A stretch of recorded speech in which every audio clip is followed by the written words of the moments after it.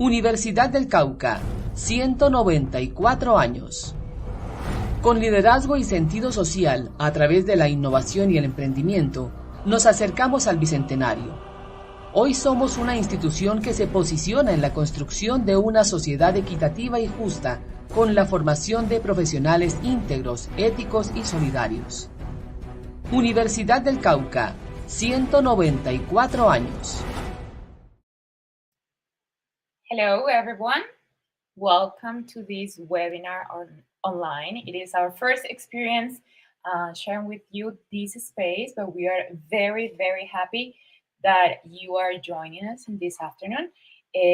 This is our online webinar named Sharing Teaching Practices from Elementary, Middle, and High School. This online webinar is hosted by Professor Yvonne and myself.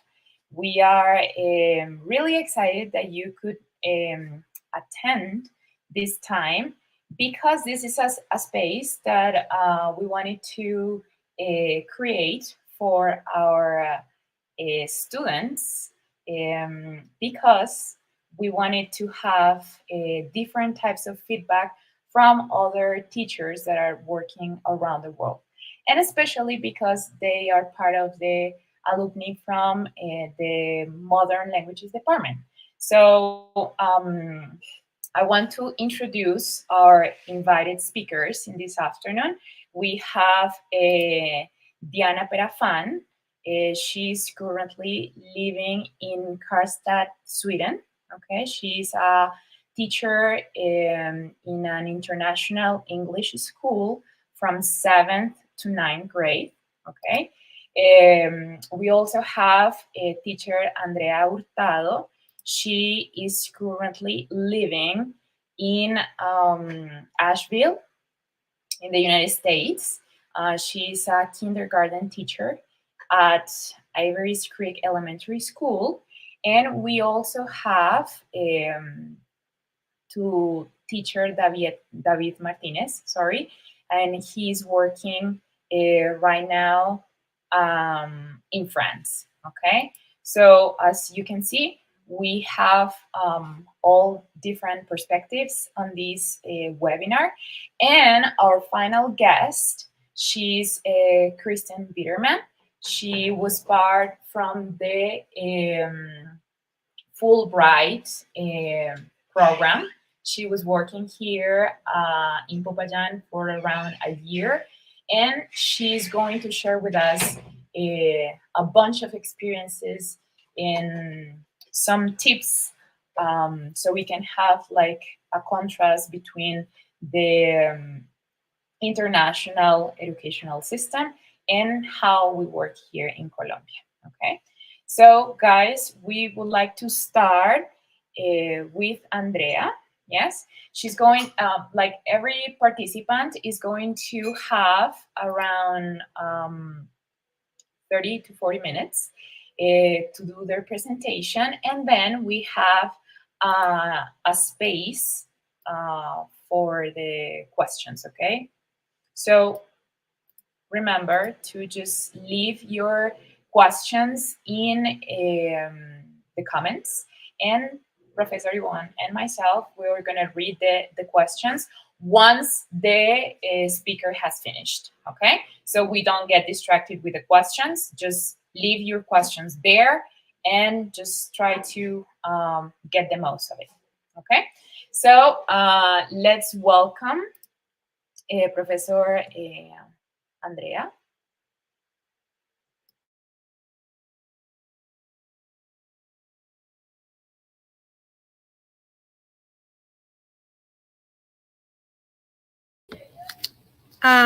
Hello, everyone.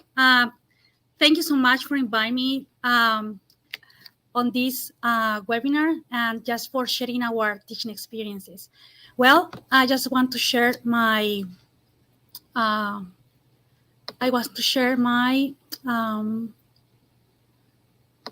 my presentation. It's a little one just to share my experience here in the United States. Okay, so okay. Well, in this moment, I want to share with you some teaching practices and learning classroom strategies that has been working in my classroom. Well, I've been living in the United States since 2019. I serve in Avery's Creek Elementary School. I'm the main teacher in kindergarten school, in kindergarten grade, in a dual language school. Well, teaching abroad has me realize my strong points in my teaching strategies. So I have many weaknesses, but I have recognized my strong points, how the hosted a culture enrich mine, and how I could show my own culture to my students. In this perspective, we have some advantages and disadvantages, or just characteristic that we have in the United States and in Colombia. If you see this in a gross mode, we have many things in common. We have elementary, we have middle and high school.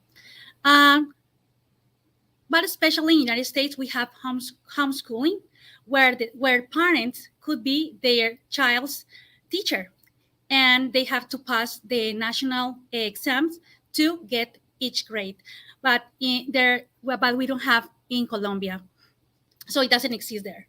And in Colombia, guys in ninth grade can earn a vocational degree, whereas in the United States, you earn a degree after graduating the 19th grade. And also, when I was studying my master, I realized that many of my classmates were from other nationalities, and most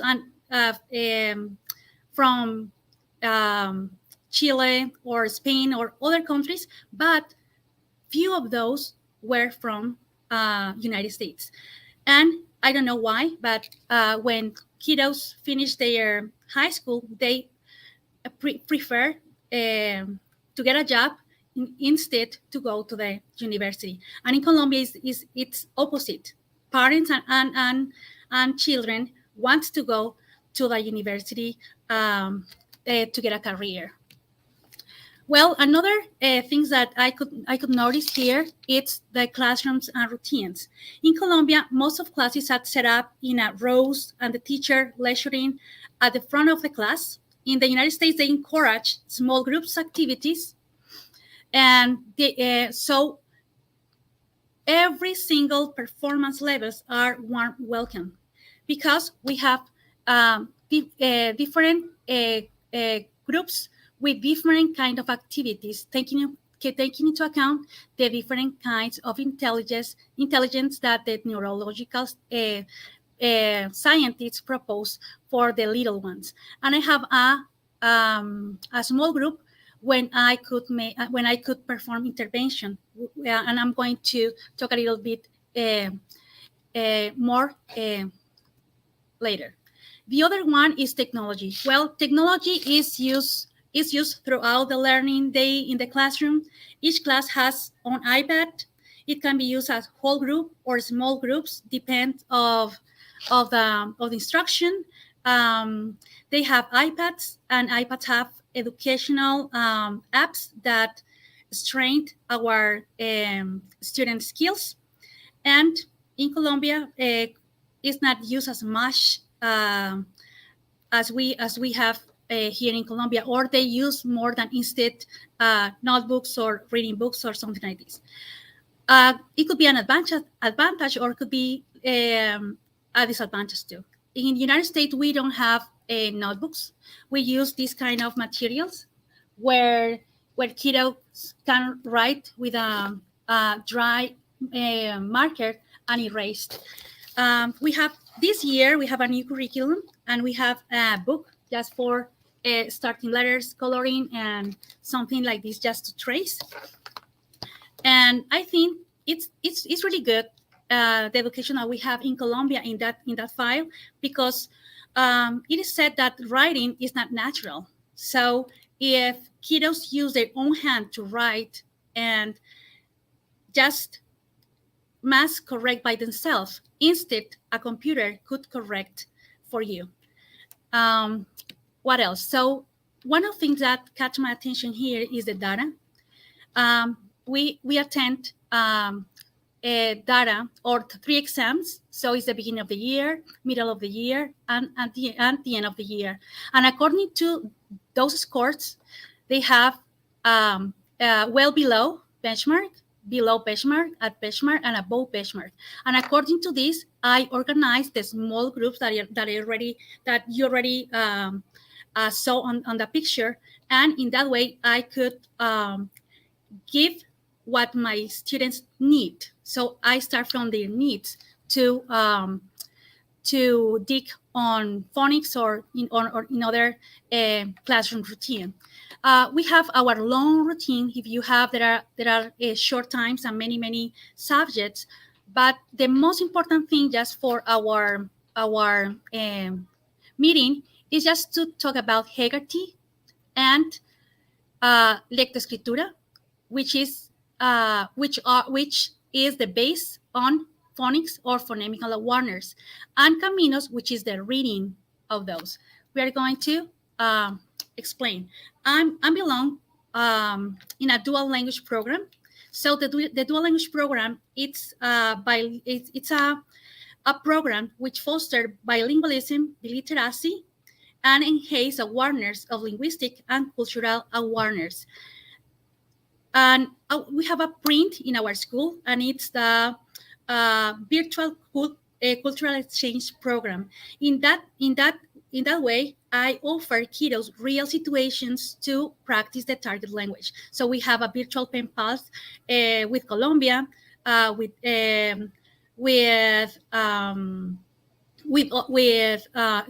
Argentina and Spain, and also I invite real writers to talk with them and real scientists to talk with them. So real people who were a child like them, and they say, hey, I'm an adult person, but I was a little as you are. And if you learn how to write and how to read, you could be a writer, you could be a scientist, you could be what you want to be. And the phonological awareness is the base on everything here in the United States education. But we are going to focus in what means phonics and phonological awareness. So if I talk about phonics, I am just referring to the letter. So it's into Spanish because I teach Spanish here. So it's E. So they recognize that that symbol has a sound, and it sounds it's E. And I have A, and the sound is A. So they have that symbol and a sound. And it's the same in regular, they work the same. We have into Spanish the name of the letter, a thing, and a sound of the letter. So said te, tomate, t. And in United States, they said, for example, the same rule, it's a, apple, a. You know? C, cat, k. It's the phonics, and the phonological awareness is a little different because it's the letters combinations. So we could get as syllables. So we have me, sa, but they are going to use their body because body talks all the time, and I'm going to show you how. That one is a trick to get language words. So we have this part of the body. That one is the last investigation that the government apply for whole the United States, and we are in training. Okay, so it's really new. We have frontal lobe that process the single letters like E, and the parietal temporal region and occipital temporal region, it break the word into sounds. And we said me, sa, mesa, because this part of our brain are kinesthetic. So for this reason, kiddos need movement. And that one is our base from class here. So our lesson plan must have those kind of things: movement, write, listen, write, speak, and think. If we have here, this is our reading, okay? So we have conocimiento here, or Spanish reading, and we have Hegarty and lectoescritura, just to work in a phonemical awareness. In that way, kiddos are be able to read. So this is the progression of word studies through the grades. So in kindergarten and first grade, they need phonological awareness. In other words, they have to work breaking words into syllables and form grapheme and correspondence. They will earn from around 300 and 500 sight words. What means sight words? Is the most common words into English or Spanish. And just in third grade, they start with inflectional morphology, which means blending sounds and ending sound that, for example, if I have fish in English, I have sh, but sh is just one sound. So they are starting learning about the inflections that those have. And when they get mastering, they are going to get the derivational morphological and just what it means is suffix and prefix. And this is the letters that you have to work with them. I have an example here. For example, a Hegarty once said, for example, the teacher says the word big boy.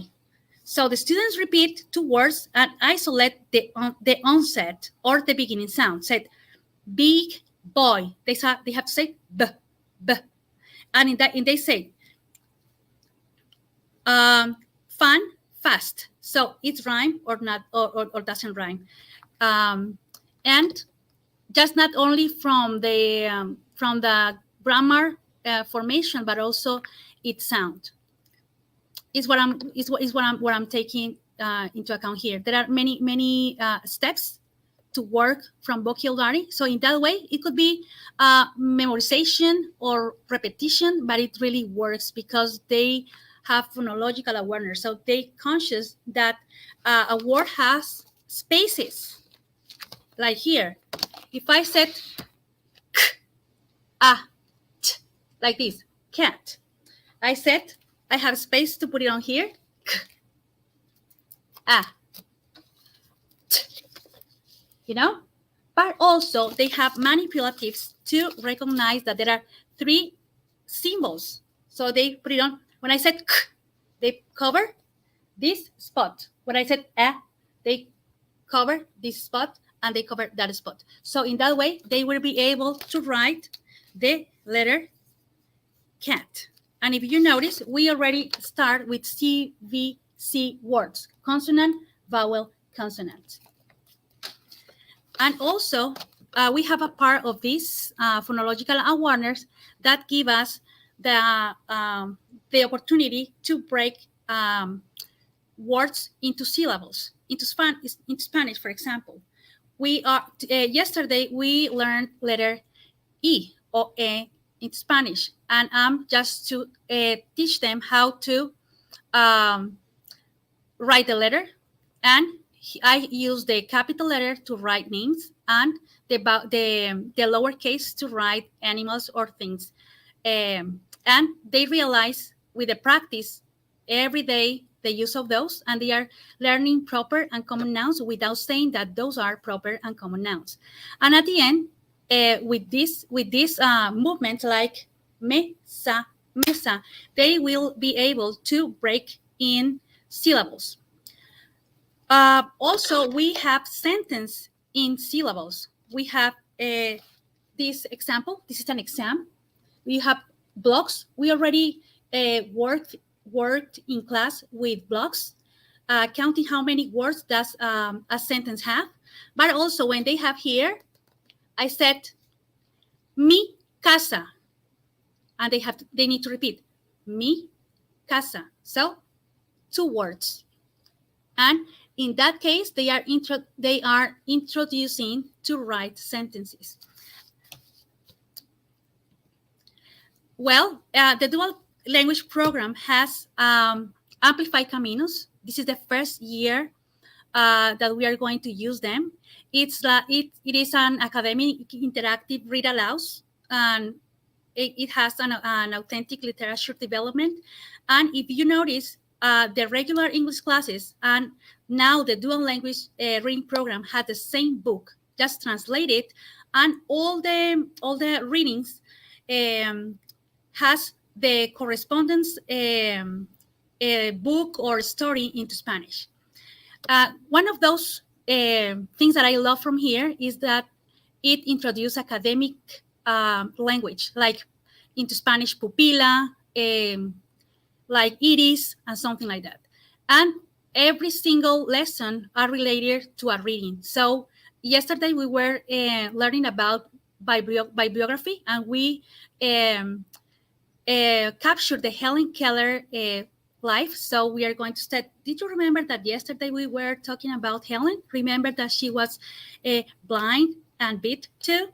Oh, yes. So, so we are scaffolding our learning on the carpet. So they are going to sit down on the carpet, and we are going to discuss through the reading, and we are going to introduce WA questions just to get their pre-knowledge, and also what they noticed and what kind of things they could expect on the reading. And at the end, it's at hands-on, where they are going to create a timeline to show me what they already learned about the Helen Keller. And at the end, well, it has been a great experience. But a Colombian teacher in a foreign country could be, as a foreigner, we have paid an invaluable price, because we left behind family, friends, food, and the crowdy and the nosy from Colombia that sometimes we could miss, or we have a homesick sometimes. But when you take the decision to take the plane and to arrive with one baggage on hand with all your entry life, it could be a little struggling. And I compare this experience like a pregnancy way. So the first 3 months could be overwhelming, could be it could be a challenging time. But after this, you could know new way of living, and you will love it. And in the United States, they use the first name always. So everyone knows me in Colombia like Andrea, but here for the bank, for the driver license, everything is Giovanna. So here but at school, you not only miss your first name, your nickname, but also your name, because now I'm here, Miss Hurtado. So Miss Hurtado is the Spanish teacher outside Colombia teaching Spanish, and it's really different to speak Spanish, but it's not compared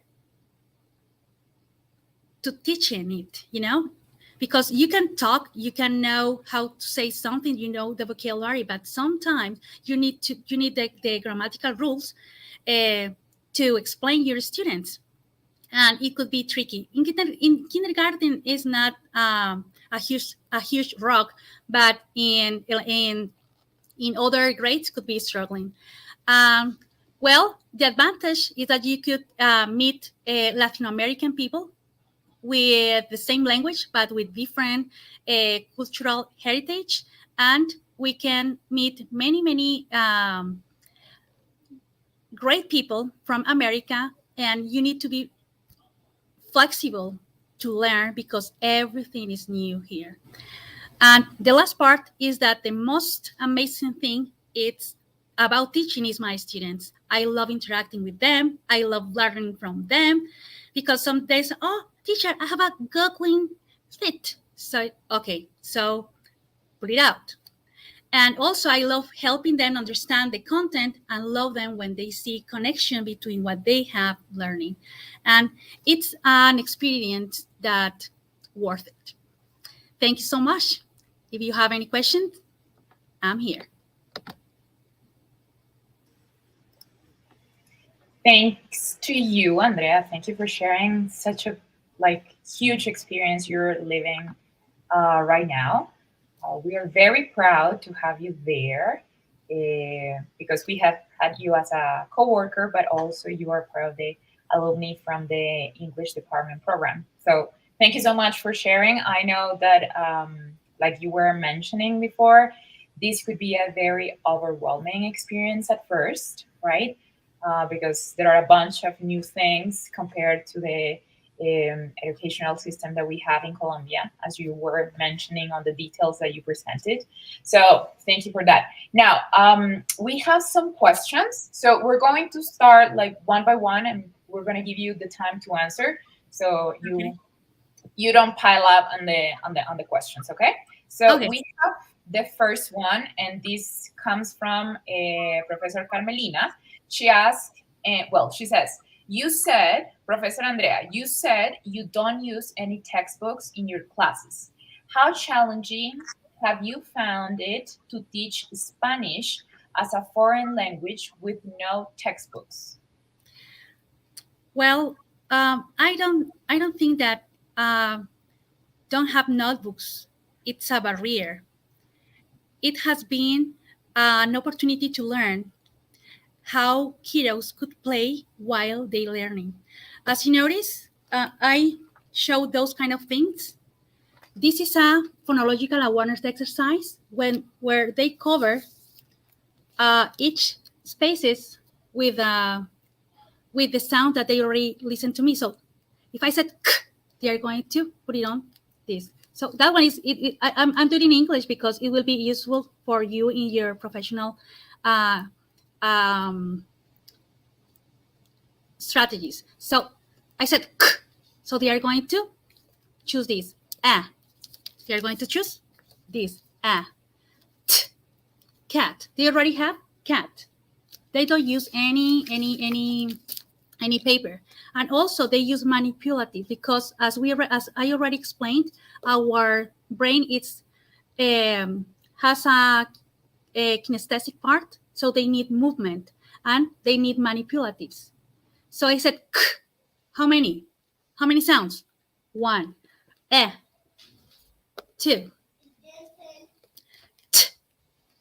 3. Oh my goodness, I don't have 3 fingers, but I'm going to show you in another way. So they already know that it's 3 symbols, okay? And they already saw them in the boxes, and then they will be able to write on here. And they're playing, and they erase, and they could try to over and over, and they practice a lot. And also we use our hands.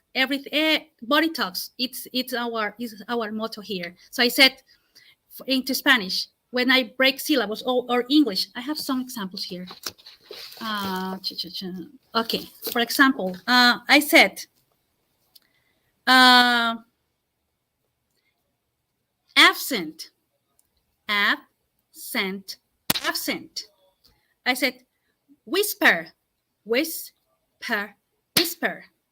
I said center. And in that way, they are going to they are taking into account the sound and how the symbol print that sound. And also, when they understand this, they could be able to write it, even on paper. So I think it's not a disadvantage because they here in the United States they use we use technology. Technology is used throughout the learning day. So it could be an advantage just to, because everything is digital. For example, we use our cell phones for everything. And I think technology, it's an advantage because they catch their attention. They make them engage in activities. But also paper help us with our kiddos' memory too. Well, I think we have to keep a balance between those. In spite of we don't use notebooks, I love to give them the opportunity to write on paper. As a Colombian one, I need paper. As a good writer, I love to read books on paper, and I love to write on paper. I don't know if I'm the old age. Okay, thank you, Andrea, for being so explicit about how you work on this sense, because it's a little bit like, how can I say it? Like, not contradictory, but shocking with the way that we teach in Colombia, because we obviously need a textbook, and especially in all schools, it's kind of mandatory to have a textbook so students can actually learn something. Otherwise it's not proper, I would say. And parents also need to see textbooks and notebooks so they can assume that their children are learning something. So thank you for clarifying that. Now we have a question from Paula Camila. It says, you did not talk about inclusive education. So how is it worked? Well, inclusive education, it's managed by intervention. So we have three important times in our daily routine in our classroom, and it's our carpet time. So I'm just present the topic, taking into account their pre-knowledge and what I'm expected they learned, but asking questions. I don't give them explicit information. They need to figure it out just to get the new concepts. And then after this, that scaffolding intervention time on the carpet, we move to our tables. So I have 3 groups by 8 people. One of the group is are in charge of my assistant, and they help them to increase their writing, and they have a base table where they work those kind of activities, and another table with me. When I receive my red ones, is the lowest one. I receive my yellow ones, that is that they are or they need help, and I have my green ones, which are advanced kiddos. So in my table, I could manage those strengths, and I could give my students what they need. If they have any challenge with phonetic awareness, I work on that. If they struggling to grab his pencil, or I just to teach 1, 2, 3, I grab my pencil. So I just to work on their needs. And also we have an interdisciplinary team which works with speech intervention, ESL, Title I, and also counselors are working on it. And the psychology is the person in charge of data. And they also recognize what are the learning problems, but also the physical condition that could be a border to get the target language. Thank you so much, Andrea, for answering. So to sum up a little bit what you mentioned, it's kind of like one of the main principles that you have is scaffolding, right? Scaffolding for our carpet time and intervention in a small groups, especially in my table or the teacher group. Okay, perfect. Now we're gonna have the questions from Eric Acosta. He has a bunch of questions actually. So we have here the first two. Would you come back to Colombia someday and implement those learnings in the way a US school works in Colombian schools? Do you think that will help learning English as a second language? Well, in my first year, I shared my experience in the dual language program, and I said, "Well, dual language program is really hard to implement it in Colombia because the dual language program could show up because we are in an English context. In other words, to if you go to if you go to errands, everyone speaks in English. But in Colombia, if you go to any supermarket, everyone is going to speak in Spanish. So you are going to learn English as a foreign language in Colombia, and only in United States or England or Australia, you are going to learn English as a second language. So that one could be difficult. And in that time, I already mentioned that the dual language could be a great opportunity in native schools like what we have in Silvia Cauca. So if we could have the 50% MISAC students and the 50% people from Popayan, and we put them together 50-50 in a classroom, and we teach in MISAC language, they will be able to learn the MISAC language in Silvia Cauca.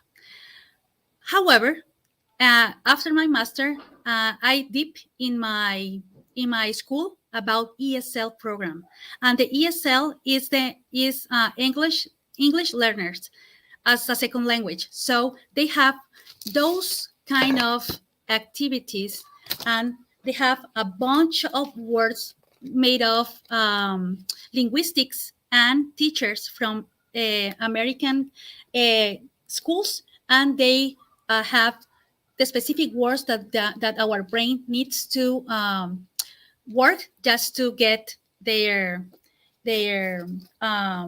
master. And of course, we could get those teaching strategies to teach English in Colombia as ESL in the United States. Thank you, Andrea. So Eric has an additional question, I think, but this could be solved. Actually, I think that teacher Andrea doesn't mind if we share her email with you guys, because there are some questions regarding how did you manage to move to the States and become a teacher there. So that has an additional explanation because you went through a process, that company, and etc. And so I hope that you don't mind that we can share with them your email so they can contact you and you could guide them through the process, right? Right. Okay, perfect. I will love it. I will love it to share. Great. Thank you so much. Let's move to this is not like a question, but more like a request about the educational apps that you mentioned. If you have additional examples, this is by Laura. Can you provide some examples of educational apps? Well, there are a bunch of those here in the United States. Well, the free apps could be Dojo. It's a nice platform where you could meet with parents just for communication and for keep behaviors into the classroom, because if they have good behaviors, you could point in a monster and the monster grows and you get earn points. If you get we have RAMS, okay, RAMS. It's our school motto, and each letter has points. So if you get all of those points in Dojo, okay, you you can ask our principal for rewards. So we have extra recess, we have the crazy hair, we have crazy socks, and funny things that they could love to do it to get points. And other one is RAS Kids. The free one is really based it's really based on reading, but if you pay the plus, you have everything. You have the workshops, you have the exams, you have the workouts if someone is struggling, and it's really nice. Rust Kids, also Epic is another one that you could have books for every single grade, just from kindergarten to fifth grade, and you could find books according to their levels, and it's free. You could find them into Spanish and English. Also, it's ABC in Spanish, but also you could get it into English and Spanish. And the other one could be Perdec, and one well known in Colombia is the color one. The I forgot. So yes, there are many apps that you could use for your kiddos. They love Google Earth, because when I have cross-cultural activity with Colombia or Spain, we use Google Earth to meet the place where we are traveling. Virtually, but they know a little pieces from the country that we already visit, and in that way I catch their attention. So when they meet the other person in Colombia, for example, and they are starting showing, they could recognize from their pre-knowledge about what the guests are talking. Okay, we're gonna go with another question. This is from Gabriela Arevalo. She asks, do you think that in Colombia it could be beneficial to implement an education like that? Of course, because kiddos need games, so they need to play. It's too boring that kiddos from 7 years old are are set up in rows just listening what the teacher is saying, and oh my goodness, what time to get out, what time for recess. Here we provide in the small groups, we provide 3 activities taking into account weekly intelligence. So they have one table for iPad, so they are going to listen in and repeat. They have another one just for phonics with me, just to using hands, just to break in words, and also we try to be compassionate with the different kind of ways of learning. So I think each class has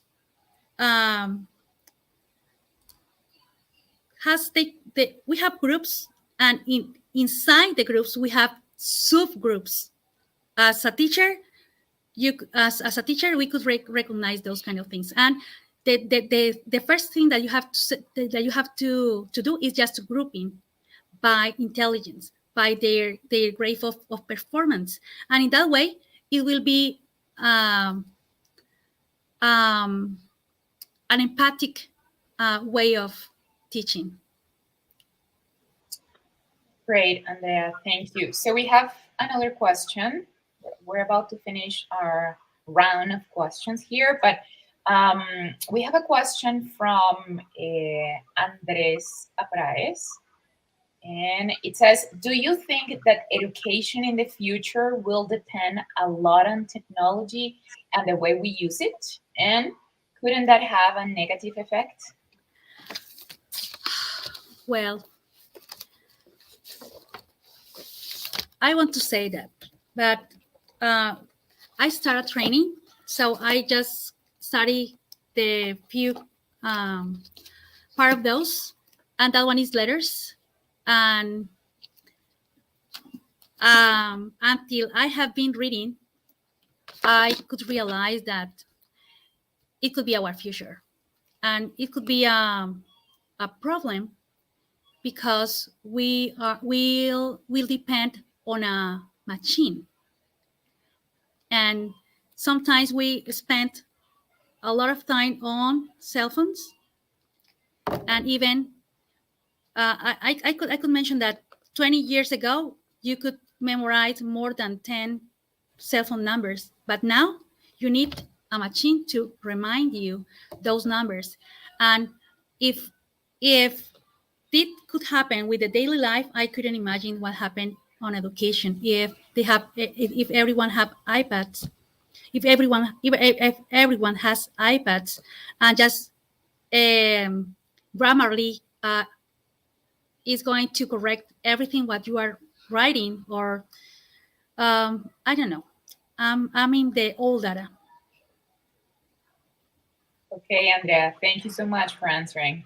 We have another question from Valentina. It says, what has been the most difficult thing when getting used to working in the United States that we should take into account if we get the opportunity to work there?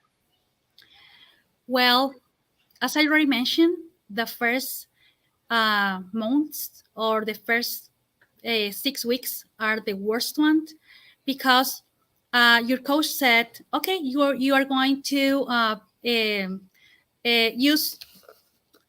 Okay, an easy thing is that you have everything done. Okay, so if you notice in math, for example, they said, if you notice here, said, explain that the following 3 activities are available during math workshop. Remind students of what each activity entails and what materials are required and where they are located. Students who have not yet worked with a measured collection should do so today in preparation for the discussion at the end of this session. And also, they said, for example, they show what you have to ask and the possible answers. So they are prepare every single thing. But you said, oh, that one looks easy, but apply this on your Colombian teaching experience. It's struggling because it's not the same, but you learn a lot. You learn a lot from it. They love to have well prepared everything, what you are going to say, what you are going to do a week ahead. Okay, thank you, Andrea. We have a very interesting question here from Paola. How do you work with those students that don't like learning the language? Because that is something very common in our schools. Kids don't like to learn English, for instance. So how do you manage this situation with your students there? I think one of the things that I have learned in United States is the scaffolding and intervention. Here Spanish it's famous now. Everyone loves dual language program, and it's a limit number of students that I could have in my classroom. But some parents, I want that my kiddos being bilingual. I want my kiddos in the dual language program. But sometimes kiddos said, I don't like Spanish. So I need to take advantage of intervention moment. So what's the intervention moment? It's a time where the small groups come to my table, and I give them an easy thing, the easiest thing that you could imagine, and I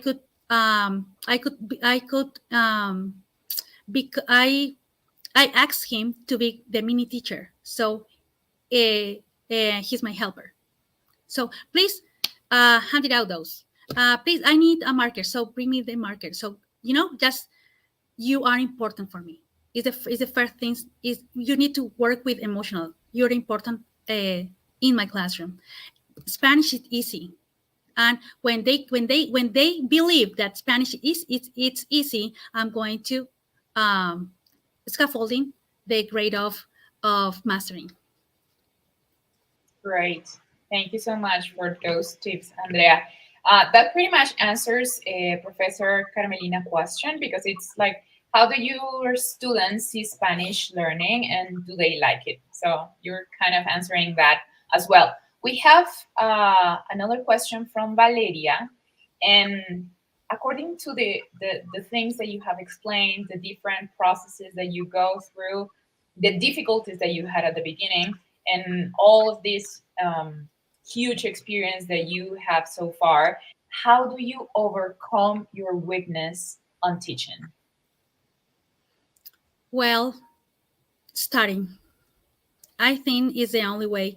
If you want to understand something, you need to study more. I think we're not bad of teaching. We're not bad at English. We are undisciplined in those files. For example, if I'm struggling saying that 2 + 2 is 4, so do it over and over, do it over and over. Try it again. Don't give up. And first, it's trying. Second, study, read, because you could find everything in books, and there you could find valuable strategies and opportunities to overcome your weakness in language and also in teaching strategies. Okay, Andrea. Now we have one more question, and this comes from Juan Esteban. So you mentioned, I mean, in an ideal world, it would be great if in the Colombian educational system we could have access to all the tools on technology and on materials that you have over there, right? That would be the greatest thing that could happen to education here. But, that's not likely to happen. So based on that, what are the things that you saw and learned about the American education would you apply in the Colombian education? This is a question from Juan Esteban. I think something cheap that you could apply is the phonological awareness. I think is a clue to learn English, because with this kind of exercises, you are be able to recognize the print of the language. Just you won't say cut, you say can't, because you learn s, e, t. And on the other hand, it will be a good way to learn how to write. And when you count the words in a sentence, you have 4 words that you need to write in a sentence without saying that it's grammar. And a warming up, just to break the ice at the beginning of the English classroom. So we have 5 minutes. Okay, I have k, at. Repeat, k, at. So the other said k, at. Now repeat, but don't say k. Said students will say at, and at is a preposition. And you could bring some words that is scaffolding a word, another word. Okay, I have one of those. Like well, let me check.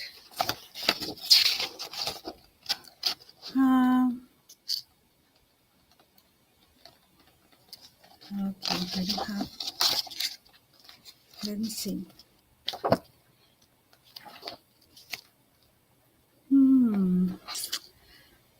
Okay, in other words, it's just to try to get a. Okay, I got it. Let me explain this. It's an easy way. We are going to take advantage of this. Okay, it's just to change the first part, just to increase your vocabulary. I have k, a, t, and your student said k, a, t, cat, and I said b, t, bat, t, okay. Cat, bat, okay.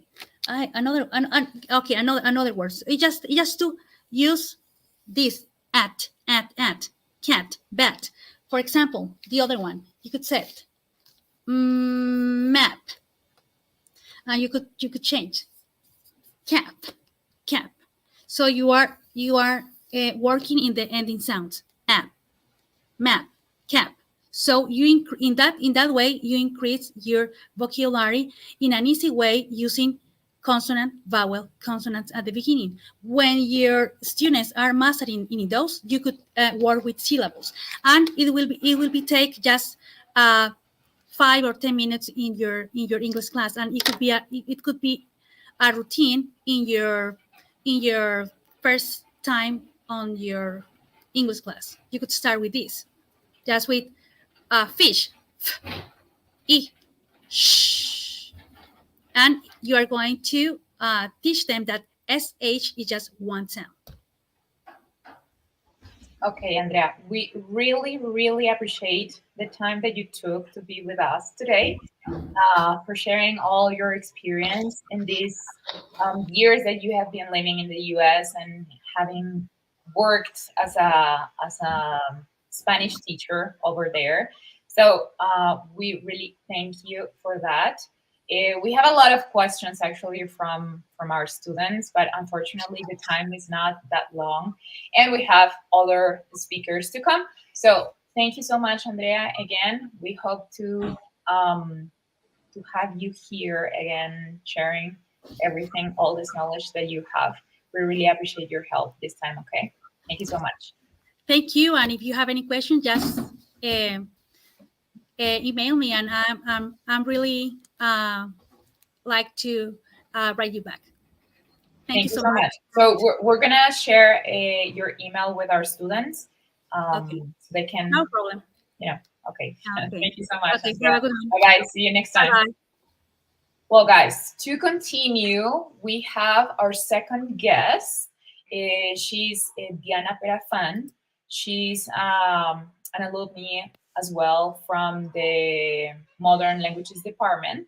She's an specialist in the teaching of Spanish as a foreign language. Currently, she's living in Karlstad, Sweden, and she is working in an international English school. So welcome, Diana, to our webinar. Hey, thank you so much. I'm very glad to join this space with you and all the students from the university. I'm going to share my experience as a teacher. I'm teaching, well, I start teaching Spanish, but right now I'm teaching French since last year. Here in Sweden, it's Spanish and French as a third language. So it's quite different what we have here from a previous presentation. So I'm going just to start with my slides.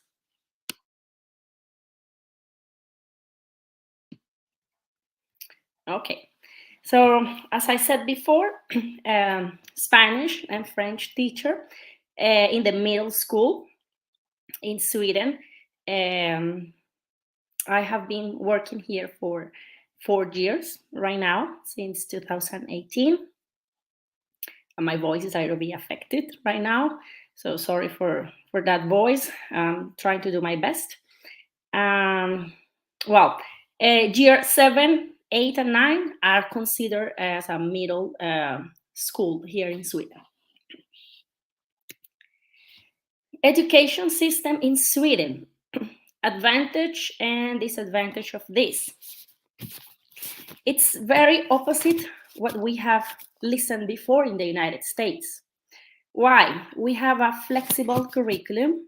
It means like Skolverket, it's the education, the Minister of Education, and they plan the topics for every year, the curriculum. But it doesn't mean like you need to follow something special. You own your class. You master your class. You decide how, when, and in which way you do that, or you start teaching. So this is very good because I don't have to rush with all the time. Oh, I have to cover this and units and assess all the time. Actually, this year the curriculum has become easier as well. They have made some changes with the knowledge requirements, so now they are less and also more effective to assess the students. The most important thing here it's to, as a teacher, are able to teach thinking from the students' necessities. In Sweden, we have students with a lot of anxiety, depression, or probably they don't want to come to school. But school here, it's mandatory until year 9. They have to come to school. Otherwise, police and social service is involved in this. They have to. And one of the most important things is like when we have mentorship, we need to track this and follow the attendance every day, all the time. I'm talking with parents because it's not about what they can learn, it's how much they can attend school. That's why I cannot teach a student the same thing. For example, a student that has been absent because doesn't feel well, because he's probably doesn't like school, I cannot teach exactly the same and probably put him or put her under the same conditions of a student that probably is very motivated and come to school every day. So the most important thing here, and what the schools stands for, is teachers need to build relationships with students and try to prioritize that you care about them. No, that really they need to complete a test, or probably they need to pass your subject. The principal says, don't think like your subject, he says to all of our colleagues, don't think like your subject is the most important thing for our students. You need just to think about how to perform your lessons, how to help them, to encourage them to learn, but don't think like it's the most important thing for them. This is something we need to accept at this age. Teenagers, it's difficult as well sometimes to deal with some personalities, backgrounds. We have students around for 52 nationalities around the world. So it's difficult sometimes also for us as teachers. Different ways of assessment. We have students with dyslexia. We have students with ADHD. We cannot treat them as the same way. We can teach the same, but in different way, or to just find different ways to assess the same topic. Or probably a student is very good listening, so I can assess the student with the same topic. Instead of grammar, why not something in the listening part? Why not the writing? Or adapt some test. For example, here is the name stage 1, when a student cannot follow the same curriculum in year 7, 8, or 9. So they have adapted curriculum, and it's stage 1. It means like it's the same but easier. So me as teacher needs to prepare that for that student. I have a student, for example, in year 8. His dyslexia is very advanced, and it's very hard for him to write. But it doesn't mean like he doesn't understand my lesson. He's one of the more active in the classroom.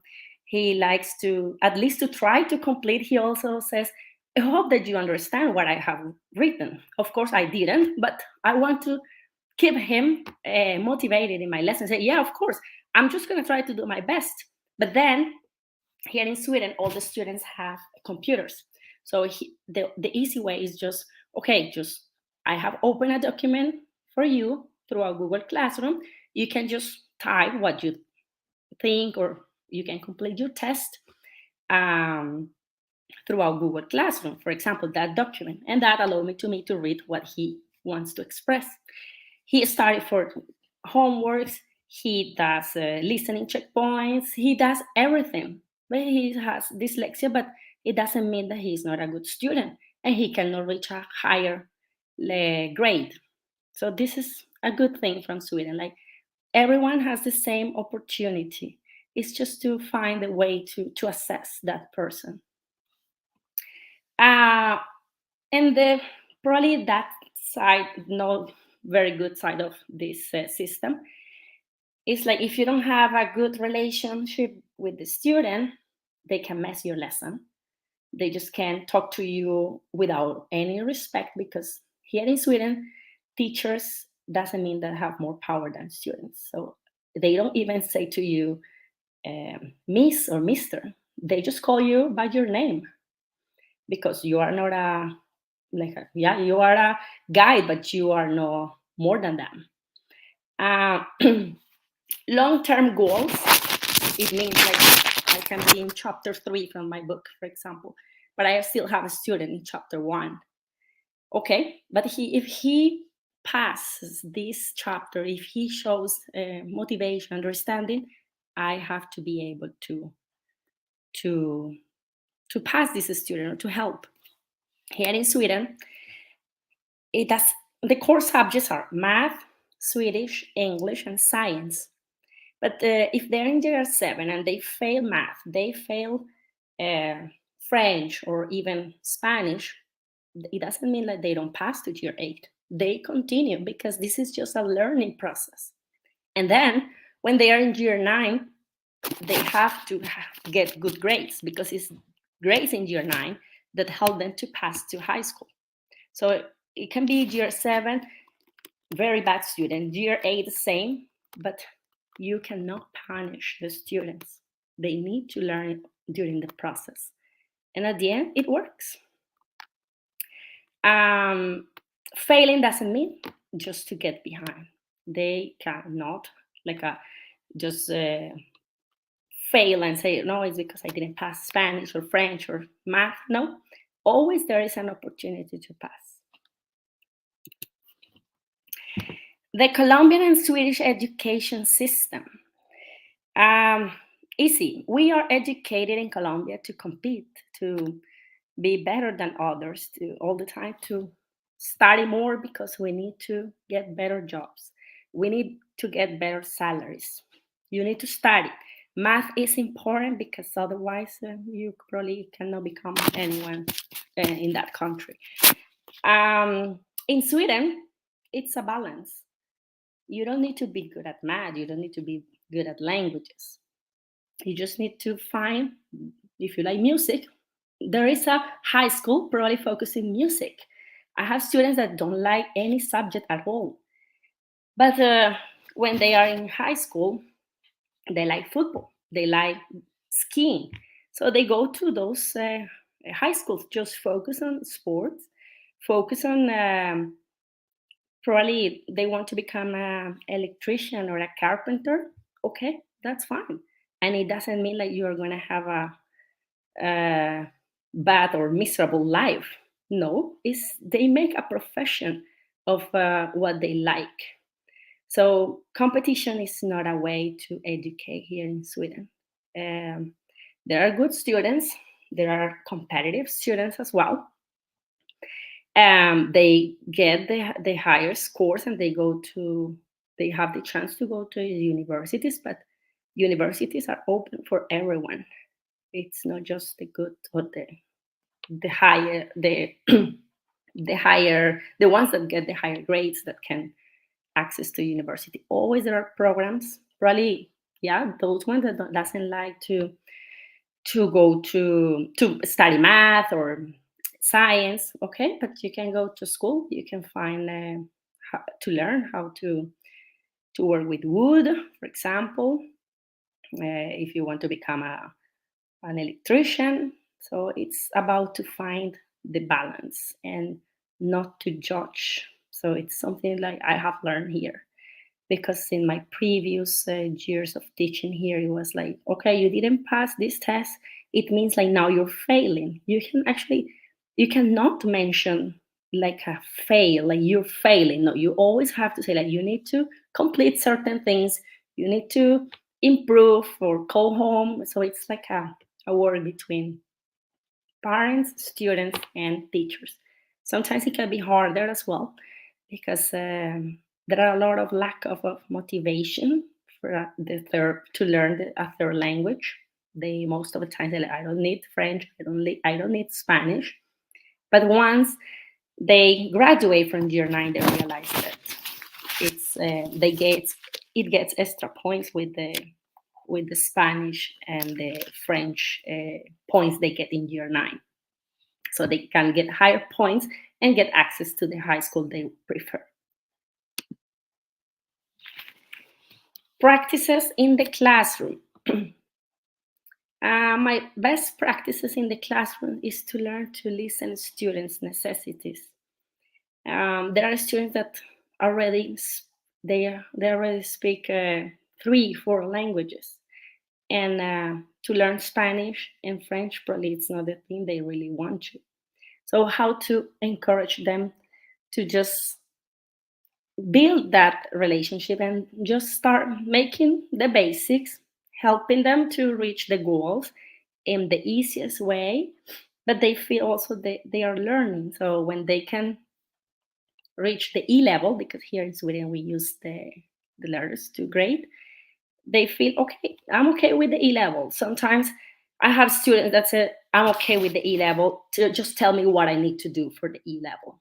So it's quite challenging for me as a teacher as well, because you as teacher always want to have the best students, to get them very motivated, to get the best lessons, but sometimes it doesn't happen. To prioritize task assessments and checkpoints, because what happens if students fail a test, but then in chapter 2, or when we are learning, for example, colors and little presentations, they can do a good speaking, for example. Okay, so I can just assess the student from the speaking instead of from the grammar. So it's very flexible. It's up to you how you want to address your lesson. How do you want to help students to reach the goal? How you want to join them to do this? To assess from the abilities each student has. As I said before, I cannot assess my student with dyslexia in the same way for those students that can write very well. And even though this student has the ability to learn and also to get a higher grade. All lessons matters. Yes, I can. Sometimes the students just get nervous during the test, and it's not just the test that shows the real knowledge from the student. I can see students that all the time are very active. They know the answers. They complete the different tasks during lessons. But when we have the test, they probably are blank or just forget, or probably make mistakes that probably didn't allow them to reach the A, which is the highest grade. So I cannot take just the test as a tool for assess the student. And what does it mean to be a foreign teacher and also to be a Spanish teacher? What does it mean? It's to learn, and the importance to being receptive and willing to modify certain patterns. It's hard when you come from a country from Colombia, when you have to pass everything, where you need to show all the time your knowledge. And here, just basically, you need to just slow this and start focusing on other parts of the teaching, to understand that the abilities can be shown in different ways.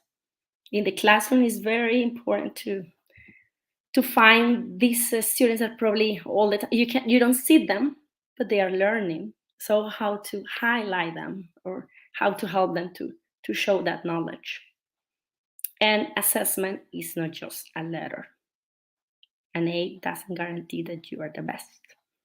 I have a student, he started with me in year 7, now he's in year 9.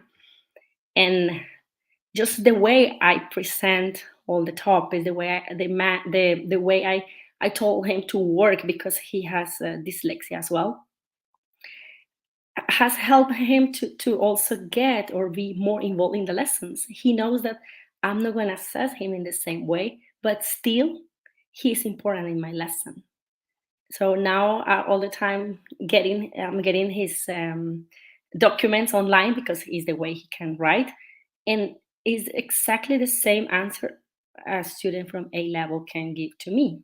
So this is very important for us, since we are becoming for another type of education. And Spanish teacher is the great opportunity to show my culture and teach my language through meaningful experiences. Spanish and French became different for these students when you as teacher are trying to encourage them to learn in a different way. We, for example, this year we were doing, I know that they love TikTok, so I told them, okay, show me one of the topics that you have learned right now through a TikTok trend, and they love it, they enjoy this. We have also exchange trips, language day, and many language projects where they can show their abilities. And also, of course, encourage them to speak a third language, even if they think it's not necessary. At the end of the day, they will be very thankful with you, because they want to move to Spain. Spain is, for them, is like the perfect country, because it's warm. Here is very cold. So they say, oh, in the future, I want to move to Spain. I want to do exchange when I'm at the university. So I want to be able to speak at least, and to be able to communicate, so I don't feel insecure when I move to this country. So it's a hard job, but at the same time, it's meaningful in the way you start building this relationship and try to they don't have to learn, they just need to find this way to love the language. So this is pretty much my experience living here in Sweden. If you have any questions, I'm open here to answer. And yeah, this is pretty much what I have for today. Thank you so much. Thanks to you, Liana. We really appreciate that you took the time to share your experience. I know that your voice is a little bit affected, but I mean, you did just fine. We're so happy to have you here. Okay, so thank you so much. Well, we're going to start, guys, with the questions that you have for Diana about the educational system and all kinds of questions that you have, so she can answer to the doubts you have about it.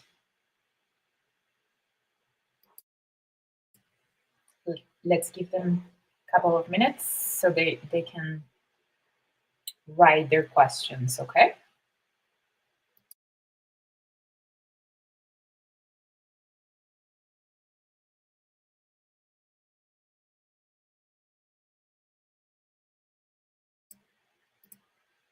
Okay, we have our first question here. Okay, let me see. From Catalina. Catalina asks, what are, in your opinion, other social differences which have affected and changed the educational approaches in contrast with Colombia? Well, the way to show the teacher is that person you have to respect. You cannot come into the classroom saying, oh, because I'm the teacher, you have to listen. Or because I'm the teacher, you have to do this. They are not going to do that. They have a lot of power and protection from government. And it doesn't work. So pretty much it's just to make, to build this relation. And if they just come in a bad mood in one of the lessons, because they have 3 lessons per week 45 minutes each, and they say, I don't want to work today. You need to find that way too. I cannot just say, oh, so you're gonna fail. That's not an answer either. I can say, okay, so for today, I understand probably you are not in a mood. Let's try this to work in the same topic, but in another way. We have a lot of also apps to work. Also, since I am the owner of my lesson or of the classroom, I can find different activities, different ways, so they can just achieve the same goal. So this is pretty much. Okay, Diana, thank you so much. So that's like one of the big contrasts that happens in the educational system, right? Here in Colombia, teacher is like, the teachers are like God. So that's one of the biggest differences there. It is. Thank you so much. So we have another question from Paula. Paula asks, what are the resources that the school provides teachers to teach children with different disabilities? Are they enough? They have a special pedagogue, is the name in Swedish. They need he is or she's the person in charge of activate those tools on the computer where they can, for example, if they are reading a book, they have the book for listening. They have, for example, if they need to write, probably they can match instead the questions. So there are tools that the government provides and the school has. To have a tools, it's not a problem in Sweden because there are a lot of budget for education here. So the most important thing is like the students can reach their goals and succeed in the school. So pretty much, since they all the time have the computer, the most important thing is to have I don't know all the programs because it depends on the subject, but I know in math they also have online like a platform where they can practice throughout games, throughout listening. So every subject just find a way to help students with disabilities. Probably not enough. I think like always we try to help them, but sometimes we as teacher also make that mistake. Like they are not visible sometimes in the classroom, and we tend to forget them, or like, oh, I remember that you were here, so you come back after some minutes because there are many students. So you tend to forget that they need extra help. But here in Sweden, every day is like focusing on helping them, or if they need, they have problems with the behavior problems in the classroom, they have a special room where specialist educators that can just focus in on 2 or 3 students at a time, and this is pretty much working very well for them as well. Okay, Diana, thank you. So we have another question from Maria Camila Valverde. Maria Camila asks, what do you think could be a disadvantage if we start using the assessment system you mentioned in a country like Colombia? There will be a stress the students. This is something that all the time we are talking. Stress. Do not stress students.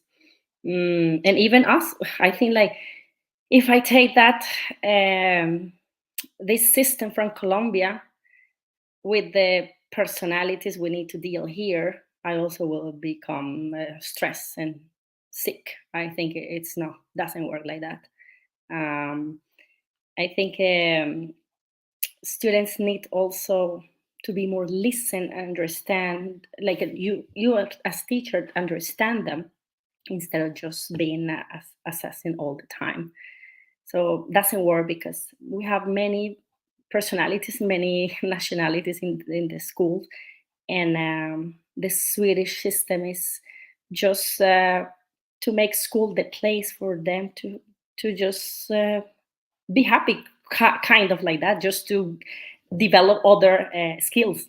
They actually they have home and economic lessons.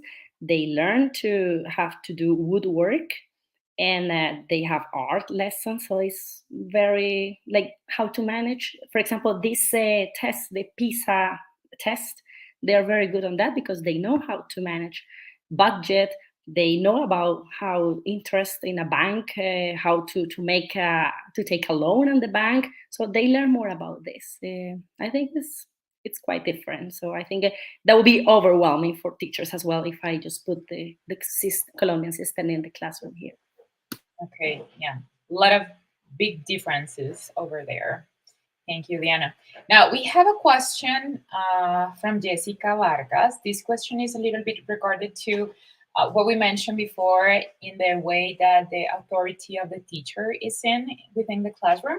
She asks, how do you handle the issue of students who don't speak to you politely? How should we handle such situations? It's hard. Now, after 4 years, I think like the students know me. I have them since year 7. So they know now how I work, but the first year takes time. It's hard. Sometimes you feel bad as well. You say, oh, how can someone just answer in that way to me? But if you are trying to show that it's you that have the authority in the classroom, it doesn't work. So you just need to, if that is not in the mood, you just avoid that student for that moment, and that's it. When you say, when you have a better way to talk to me, we are gonna talk, and that works pretty much. Probably sometimes the student doesn't want to talk to me. Okay, here is what you need to do today. I'll come back in 20 minutes and check how much you have advanced. Pretty much like that. Quite simple. Okay, good. That kind of answers also Helen's question, because she asked, how can you deal with a student that does not respect you or your class? So you already gave us an example on that. Now, Laura Mercedes Piamba has another question, and she wants to know a bit about the activities. How do you modify your test or activities to adapt for students with difficulties like dyslexia, like the one that you mentioned before? Yeah, for example, those that cannot write on paper, they can. We have an app that they can just get into that. It's blocked the computer, so they cannot just find words or search online. They just need to write on that, and they make the writing part. Otherwise, also I can read for them, and they have just multiple choice questions instead of writing.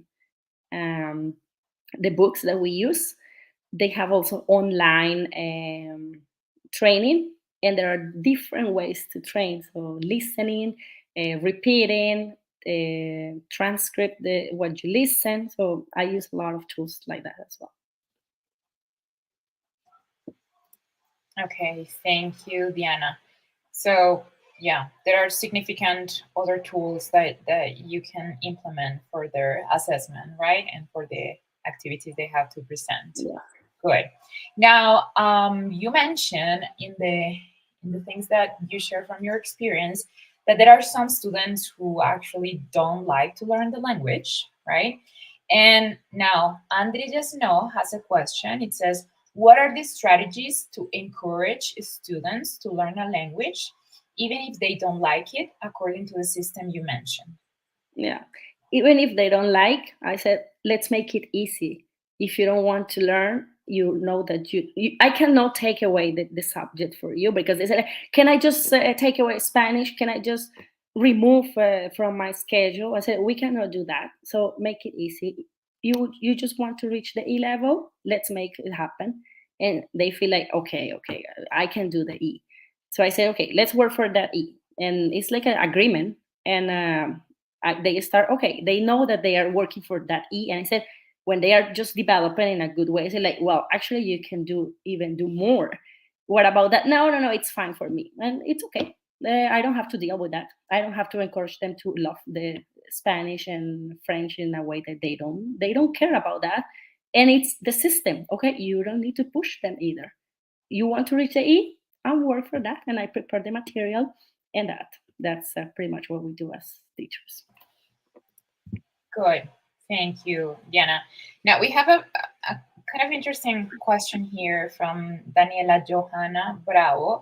She mentions, or she wants to know a bit more about your other students' behavior when you work with children who have like certain conditions. And she also asked, do you think that Colombian people tend to discriminate more people with this type of difficulty?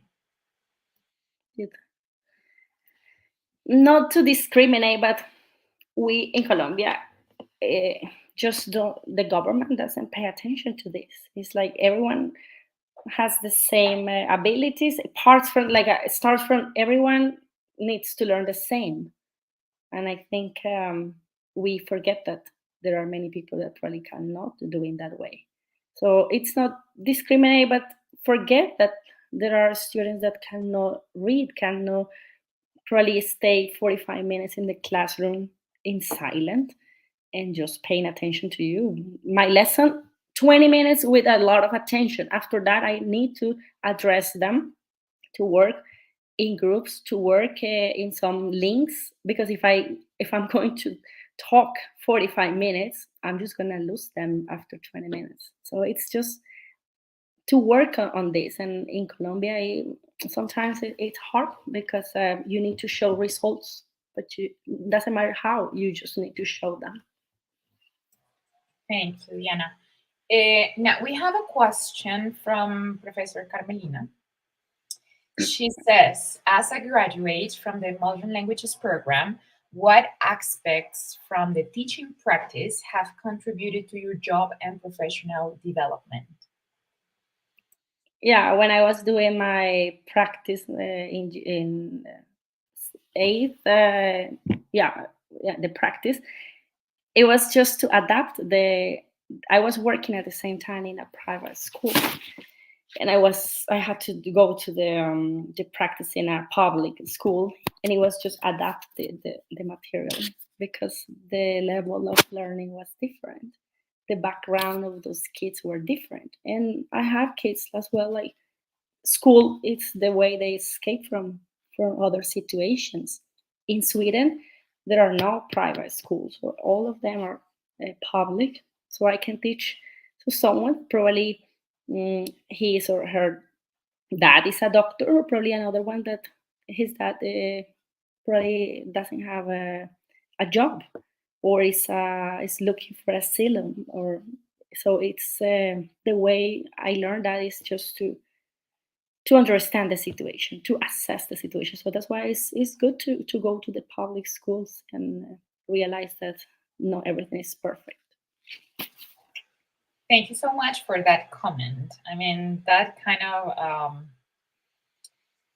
let our students understand the situation. I mean, not like because you're in a different country, it means like the situation is going to be perfect and that you're living in a paradise, right? The situations certainly are very difficult in the case of public schools. Now, just like Andrea, you mentioned the importance that technology has within your practice, right? So we have a question here from Valeria. Valeria again, she mentions using social media like TikTok, the example that you mentioned before, can be dangerous for students sometimes. How do you make sure that they will not get involved in difficulties with their personal data and the content they watch? No, I don't know, the students here, if you're talking, they're very mature on that. And we were using we work in the script first. They couldn't use phones. The phone were used just at the end, the last lesson of the week. And during that lesson, they have 15 minutes to practice and then to record, and they have to come back to the classroom. And they did. I don't have to deal with that, actually. This is something good from the culture, like the system. When they need to do, it was fun. And I told them, if you're doing other things, we are not going to do that again. And it was not just me, it was also another Spanish teacher that did the same. And we just had such a good experience with this with this TikTok, and they just have one phone per pair or per group. They couldn't have more phones than that. So they understood the rules, actually. There were no problem on that. Okay, perfect. Thank you. It's just to be firm with the times and very well structured. What do you want to get from them? Okay, great. Thank you, Diana. Now, we have another question here, because you mentioned that some of the things that you teach are connected to culture, right? Now, Brittany Garzon has a question. It says, you told that you like to teach your culture to your students. How has been this experience for you, taking into account the different contexts that there are in each country? Yeah, it's different, but they are curious for the Latin culture, especially those students that come from the Middle East. They love many singers from Latin America. They are interested in learning Spanish because of the music. So it's some of them are used to have summers in Spain or the Canary Islands. So many parents have a summer house, so they want to learn the Spanish because they want to move there. So it's like a motivation as well at the same time. And some of them wish or they want to go to Latin America as well. They like, for example, students from Middle East. They love football, and this is something I have good to connect with them.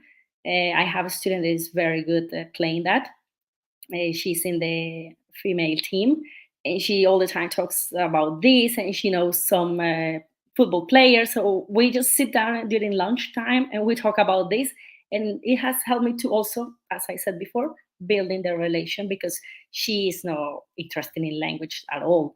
And when I called the mom said like, oh, she has no interest in school. But once I talked to her about football and culture or things that we share in common, she's working. I can have a very good conversation. So it's more about that. Thank you, Diana, for sharing all these answers to the questions, sorry, that our students have. Now, we're going to close with our last question. This is a question from Valentina Mosquera. She asks, what do you think have been the biggest benefits this educational system has brought? Has brought to me, or? I believe so. It's a little bit complete. I like to have that freedom in my classes. I don't have I have the head of department, but I don't have, no one can, this is no permit that someone can come and see how well you're doing, or, I mean, they can observe your lessons and give you some tips because they are more focused on behavior in the classroom. But about the content, it's you that decide. So I feel very like sometimes I feel like oh, today we're going to listen what is happening around the world in Spanish. So a short news, and it works. No one is going to tell me, oh, you cannot do that. I mean, as long as this is on the curriculum or the way I can develop that, no one is coming and telling me not to do. So I feel free to teach. I can decide when I can have my test, which ones I want to give them more importance than other ones. So it's not like I have to do because someone is coming and assessing me. No, I don't have that feeling, and it's very good. Well, thank you so much, Diana, for taking the time. We know it's a little bit late over there. You should be sleeping. Yeah, it's almost 11, but that's fine. Okay, thank you so much for taking the time and participating in this webinar. I'm pretty sure that our students can have now a different point of view regarding education, regarding how to deal with students with disabilities. So we really appreciate your help so much. Thank you so much. And we will see you again. Yeah, for sure. Thank you so much. Bye-bye.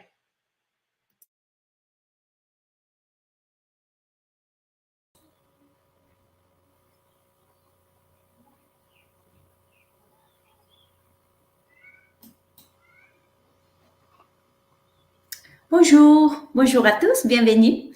Ensuite, nous avons comme orateur le professeur David Martinez. Merci beaucoup, Monsieur Martinez, d'avoir accepté l'invitation à cet événement. Et bon, Monsieur Martinez, il est titulaire d'une maîtrise en sociolinguistique et en études anglo-saxonnes. Et il est actuellement professeur au lycée de Notre-Dame de Sainte-Croix à Neuilly-sur-Seine, en France. Donc, bon, nous vous souhaitons la bienvenue et nous espérons que cet espace sera un lieu de grand apprentissage. Merci beaucoup. Merci bien. J'ai rejoint un peu, je m'excuse d'avance, j'ai rejoint Diana, je suis un peu malade aussi, mais tout va bien. Effectivement, je suis professeur en France depuis maintenant 7 ans. Je suis venu en tant qu'assistant des langues quand j'ai fini mes études à la fac. Et ensuite, j'ai commencé en tant que professeur contractuel dans l'éducation nationale, lambda. Je suis professeur d'anglais. Et au moment où j'ai eu ma nationalité française, j'ai passé les concours. Donc, j'ai décidé de rester, dans l'école où je suis à ce moment. Je vous remercie de m'avoir invité. C'est super intéressant de pouvoir partager un peu ce qu'on fait de ce côté en termes de partager comment ça fonctionne un peu la salle des langues en France, qui fonctionne de façon très particulière. J'ai choisi de vous montrer un peu à quoi ça ressemble une séquence type. Une séquence type dans une classe de seconde, c'est des élèves qui rentrent dans les lycées. Et les lycées, c'est les 3 dernières années de l'école. C'est la fin de cycle moyen. Et c'est la dernière année où les élèves sont généralistes, c'est-à-dire que les élèves vont dans tous les cours, il y a toutes les matières de façon équitable, avant de passer au cycle terminal, qui est la classe de première et terminale, où les élèves choisissent une spécialité. Donc, à partir de ce moment-là, chaque élève suit plutôt un parcours qui est pensé ou réfléchi, et c'est un parcours qui les amènera plus tard à de débauchés plus particulières. Les élèves, par exemple, s'ils veulent faire médecine, ils prennent comme spécialité les sciences de la vie et de la terre, la physique, la chimie et les mathématiques. Mais des élèves qui veulent faire sciences politiques ou qui veulent faire une licence ou une école d'ingénieur ou une école de commerce, souvent prennent histoire géo, anglais comme spécialité, qui est différent de la classe de cours d'anglais en tant que langue vivante qui est obligatoire, mais c'est une spécialité. Donc, nous travaillons à partir de ce qu'on appelle des notions, et chaque notion, chaque niveau a différentes notions qui permettent aux élèves de voir la langue, d'utiliser la langue à partir d'une grosse thématique. Et ici, comme vous pouvez le voir, c'est le village, le quartier et la ville. Donc, à partir de cette thématique, chaque professeur choisit un thème et comment ce thème peut illustrer cette problématique, cette séquence. Donc, moi, en particulier, et en particulier tous les professeurs de seconde, je suis les directeurs des langues au lycée où je travaille. Donc, je préfère qu'on fasse tous le même thème. en seconde parce qu'à la fin de l'année, nos élèves passent un examen d'anglais de niveau, une sorte de Cambridge ou IELTS, mais qui est interne à mon lycée. Et donc, je préfère que les élèves soient évalués sur la base du même thème, même si on ne travaille pas les mêmes documents, si on n'a pas du tout la même approche. Nous travaillons au moins les mêmes thèmes, comme ça les élèves peuvent être évalués de façon équitable, parce que nous n'évaluons pas nos propres classes. Donc, on est 6 profs, il y a 6 classes, donc on fait tourner tous les profs et toutes les classes. Donc, à partir de cette notion, nous choisissons un thème. Donc, notre thème, c'est Harlem et son évolution. Et pour partir l'étude de cette notion, on pose toujours une problématique. Très français, très français, d'avoir une problématique dans les cours d'anglais, mais dans tous les cours et de façon générale, c'est souvent, on travaille à partir d'une problématique.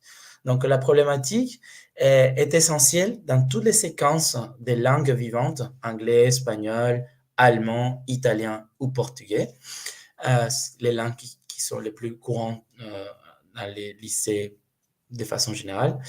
Et parce que la problématique va être ce qu'on appelle les fils rouges de toute la séquence. C'est-à-dire, à chaque fois qu'on choisit un document, qu'on choisit d'aborder un thème, on va essayer de répondre à cette question. Vous allez voir un peu plus un peu après à quoi ça correspond. Donc, pour commencer, c'est ce que vous voyez à ces moments-là, c'est une activité qu'on appelle une EOI, qui est une expression orale en interaction. Donc, les élèves font une brainstorming pour partir du général au spécifique. Donc, New York, pour qu'ils puissent identifier qu'est-ce que c'est, où on va placer Harlem avant de parler de Harlem, pour partir de leurs connaissances. À ce moment-là, je travaille dans une école, dans un quartier, la banlieue parisienne, très riche. Donc, c'est des élèves, pour la plupart, qui connaissent New York et qui sont tous déjà partis et qui peuvent alimenter les cours. De toute façon, les principes, c'est de partir de ce qu'ils savent. Avant, j'ai travaillé dans la prison, donc c'était un peu plus abstrait de faire ce genre de travail avec les détenus, même si les thèmes, si la notion était la même, il fallait toujours partir de point de vue où ils ne sont pas voyagés, par exemple. Dans ces cas-là, on prend l'atout de l'élève qui a beaucoup voyagé et on peut l'engager dans la séquence dès le début. Donc, ça, c'est ce qu'on appelle un EOI, une expression orale en interaction. Vous allez voir, en France, on travaille par compétences et nous, en tant que professeurs, on est évalués sur comment on exploite chaque compétence.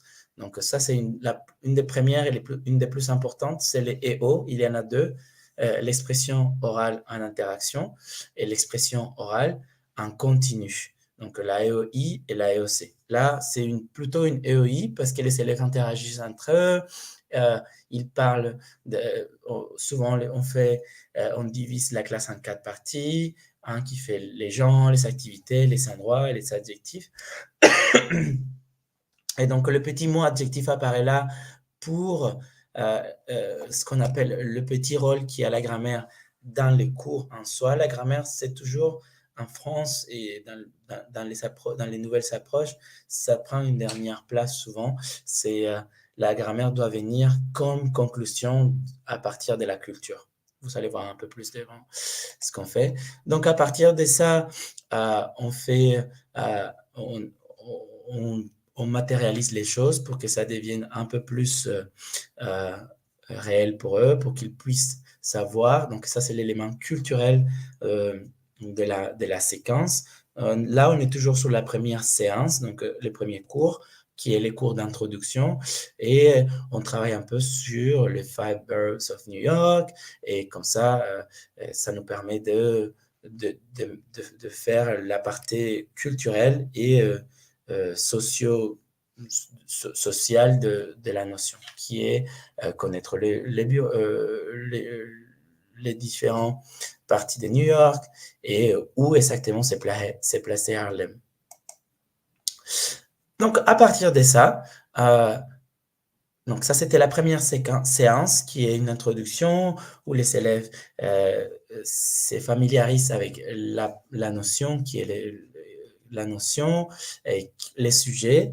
Et dans notre prochaine séance, on rentre dans les vies du sujet, ce qui est Harlem, et on travaille avec ce qu'on appelle la CO, qui est la compréhension orale. Donc, la compréhension orale, c'est un audio que vous voyez juste le logo, parce que c'est ma séquence réelle. C'est un audio qui parle des caractéristiques des Harlem. Et donc, la compréhension orale, c'est très particulier. C'est un format qui fonctionne de la même façon dans toutes les salles de classe de France, des langues vivantes au moins, en n'importe quelle langue vivante. La CO, c'est un audio ou une vidéo qui dure entre 1 minute 30 et 2 minutes 30. Ça dépend du niveau, de l'âge, pas du niveau des élèves, mais de l'âge, s'ils sont en seconde, s'ils sont en terminale. Pardon, s'ils sont au collège. Et donc, les trois numéros que vous voyez sur les slides, c'est combien de fois on écoute les documents. Donc, en particulier, celui-là, c'est compréhension orale, et c'est une compréhension orale assez simple parce qu'elle est courte, elle dure 1 minute 15, et les élèves l'écoutent 3 fois. Donc, ça, c'est un peu, j'ai résumé pour vous, mais c'est la méthodologie donc, de la prise des notes est beaucoup plus complexe. On l'a travaillé avec nos élèves en amont, en avance, pour qu'ils n'arrivent pas démunis à la compréhension orale. Donc, la première fois, ils s'écoutent, ils prennent des notes au hasard, tout ce qu'ils puissent comprendre. Ensuite, dans la deuxième écoute, on les suggère, et maintenant c'est un peu acquis chez nos élèves, ils complètent toutes les notions qu'ils ont pu entendre. Ils essayent de compléter souvent des noms, des chiffres, des choses qui ne sont pas captées dans la première écoute. Et dans la troisième écoute, les élèves, souvent, ils n'arrivent pas à trouver de nouvelles informations, donc on leur suggère de vérifier tout ce qui sont écrits. À partir de ces 3 écoutes, nos élèves font un compte rendu en anglais, en seconde en anglais, mais au fur et à mesure qu'ils s'évoluent, les comptes rendus c'est fait en français. Ça, dans l'optique que l'élève doit pouvoir faire l'aller-retour entre la langue cible et la langue maternelle. Donc, on l'appelle jamais, vous n'entendrez jamais les mots traduction ici, mais au bout d'un moment, plus l'élève est mature, on lui demande de pouvoir faire les ponts entre la langue cible et la langue maternelle. Donc, vous allez entendre ça souvent dans une salle de classe, mais plutôt avancée. Dans mon niveau, donc seconde, on le fait vraiment très peu. Ça, c'est souvent une activité qui est évaluée. Mon école en particulier, Sainte-Croix des Neuilly, est une école qui s'est dit très accueillante. Donc, souvent, on a un élève ou 2 élèves avec certaines difficultés ou certains profils plus particuliers. Donc, nous travaillons beaucoup à ce qu'on appelle la différenciation pédagogique. Alors, en particulier en seconde, j'ai beaucoup d'élèves dyslexiques et une élève malvoyante, donc qui a un chien qui l'amène. Donc, pour elle, les choses se passent de façon différente. L'élève dyslexique a plus de temps pour réaliser un exercice, a un appui technologique, donc un ordinateur ou son téléphone pour enregistrer et réécouter. mon élève malvoyante, elle a une personne, donc, elle voit pas, mais quand la compréhension orale, c'est en audio. Donc, même si c'est une vidéo, elle se base sur l'audio. C'est son assistante. Elle a une assistante d'éducation qui l'aide qui l'aide à transcrire ses idées. Mais c'est elle qui partage plutôt qui utilise ses compétences pour pouvoir partager ce qu'elle a compris. Donc, une autre chose qui est très importante, c'est qu'on travaille toujours avec des documents iconographiques et des documents de source originale. Tout est vrai. Ça, c'est une photo que moi, j'ai prise moi-même quand j'étais à New York. Donc, c'est une photo c'est un artiste qui est suggéré par le programme.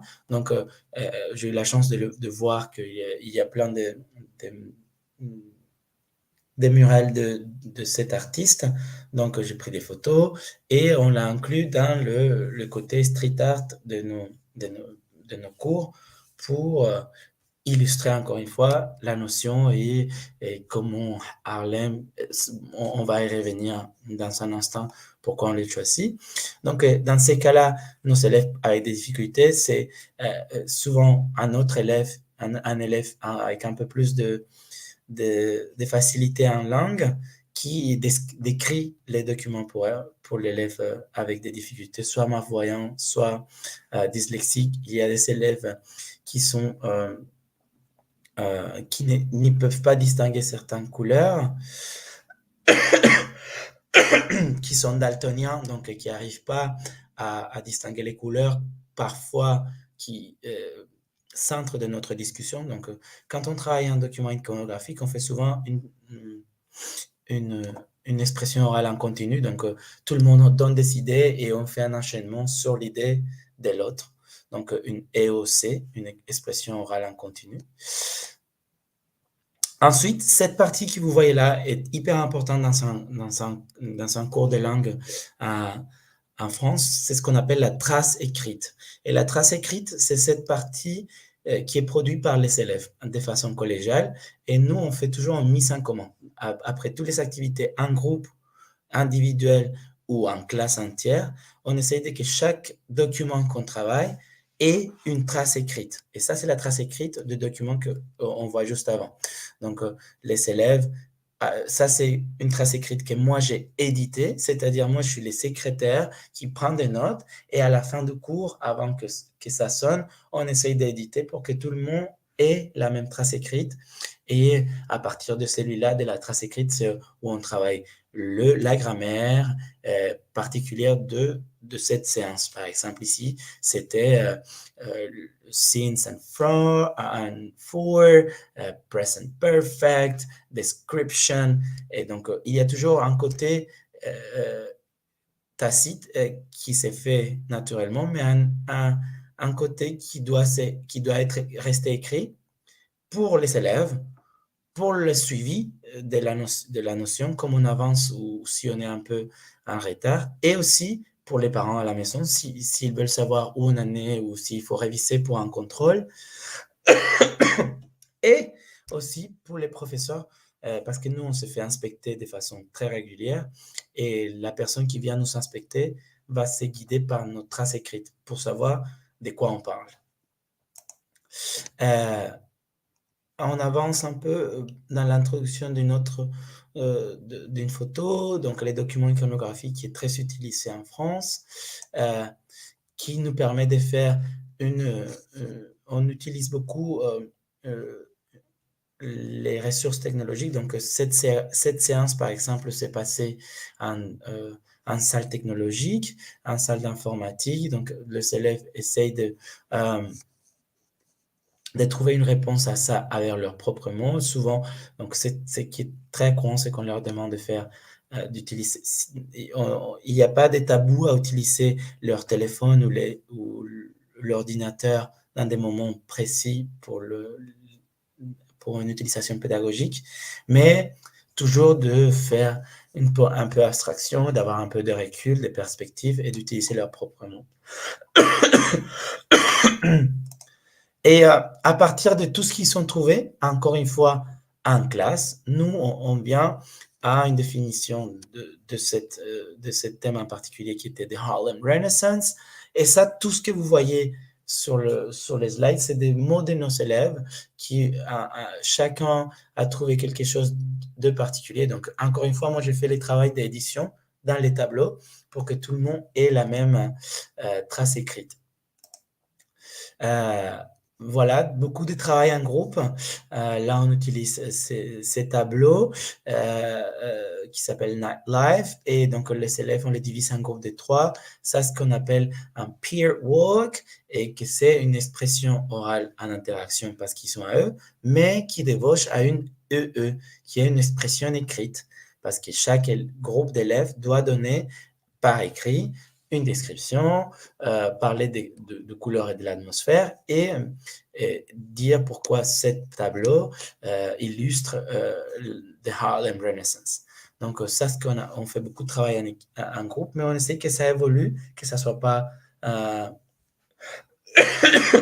que ça soit pas systématique dans la classe, mais comme Diana le disait dans son présentation à elle, de varier les activités, ça passe partout, comme ici, comme en Colombie, comme aux États-Unis. Les élèves ont une certaine attention pendant un moment, mais les activités doivent être variées, notamment dans un cours de langue.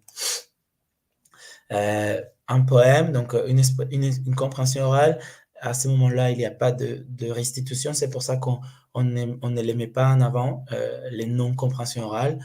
On essaie juste de travailler avec les documents en tant qu'il est, pour la prononciation, pour la rime, pour travailler les figures de style. Donc, on commence à être un peu plus avancé. La séquence est presque finie, donc les niveaux d'exigence est encore majeur. Et enfin, on essaie toujours de finir par ce qui se passe à l'instant, aujourd'hui. Donc, les élèves travaillent sur Harlem aujourd'hui pour que ça soit pas aussi abstrait. Donc, ils sont vus où était Harlem, qu'est-ce que c'était Harlem, la définition de Harlem, les problèmes de Harlem, etc. Un moment culturel et historique dans la ville, mais maintenant, dans leur temps, pour que ça soit temporel, pas temporel, mais qu'ils arrivent à s'identifier à ces moments-là. Voilà. Et donc, on arrive dans les tâches. Et là, dans cette séance, on parlait de la gentrification. Et donc, les élèves devaient faire un tweet en faisant sorte d'utiliser la gentrification dans leur quartier à eux. Et donc, c'est une façon d'utiliser quelque chose qui leur parle. Twitter est très populaire en France, dans leur âge, ce qui n'est pas très courant ou qui n'était pas de ma génération, par exemple. Les élèves utilisent beaucoup Twitter et c'est un peu leur source d'information. Donc, pour nous, c'était une façon de rapprocher quelque chose qu'eux, ils sont faits et qui leur est proche et qui leur est facile à utiliser. Et donc, ça, c'est la tâche, une tâche qui est évaluée. Donc, c'est l'évaluation sommative, comme tout ce qu'ils ont étudié pendant ces 5 ou 6 séances peut mener à une tâche, à la matérialisation d'une tâche, donc l'évaluation sommative et formative en même temps, parce que ça va les préparer pour la tâche finale, qui est l'évaluation sommative. Pardon, excusez-moi, je suis vraiment très malade.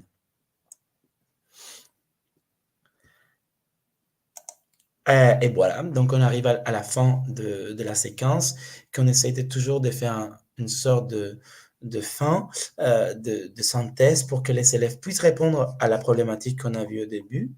Et donc, tout ça, c'est un cumul des choses pour répondre à la problématique et pour réaliser une tâche finale. Donc, on fait souvent une lecture accompagnée un rôle pour pouvoir synthétiser et que avant de faire la tâche finale que je vais vous montrer, si je peux demander à Tatiana de montrer ma deuxième diapositive qui s'appelle poème, parce que c'est pour montrer à quoi ça ressemble la tâche finale, qui est un peu l'évaluation finale, qui ne prend pas en forme d'un quiz ou d'examen, mais d'une tâche. Ici, on fonctionne plutôt par tâche que par évaluation écrite pendant 1 heure où les élèves composent. On préfère que ça soit une cumulation de compétences et qu'ils arrivent à faire une tâche à la fin de la séquence. Oui, c'est moi de...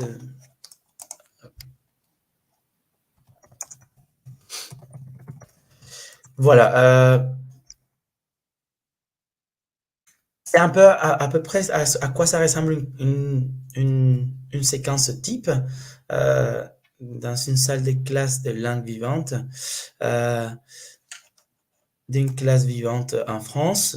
C'est une expérience particulière pour moi. Ça a été un travail très complexe de m'adapter parce que ça a été très vite.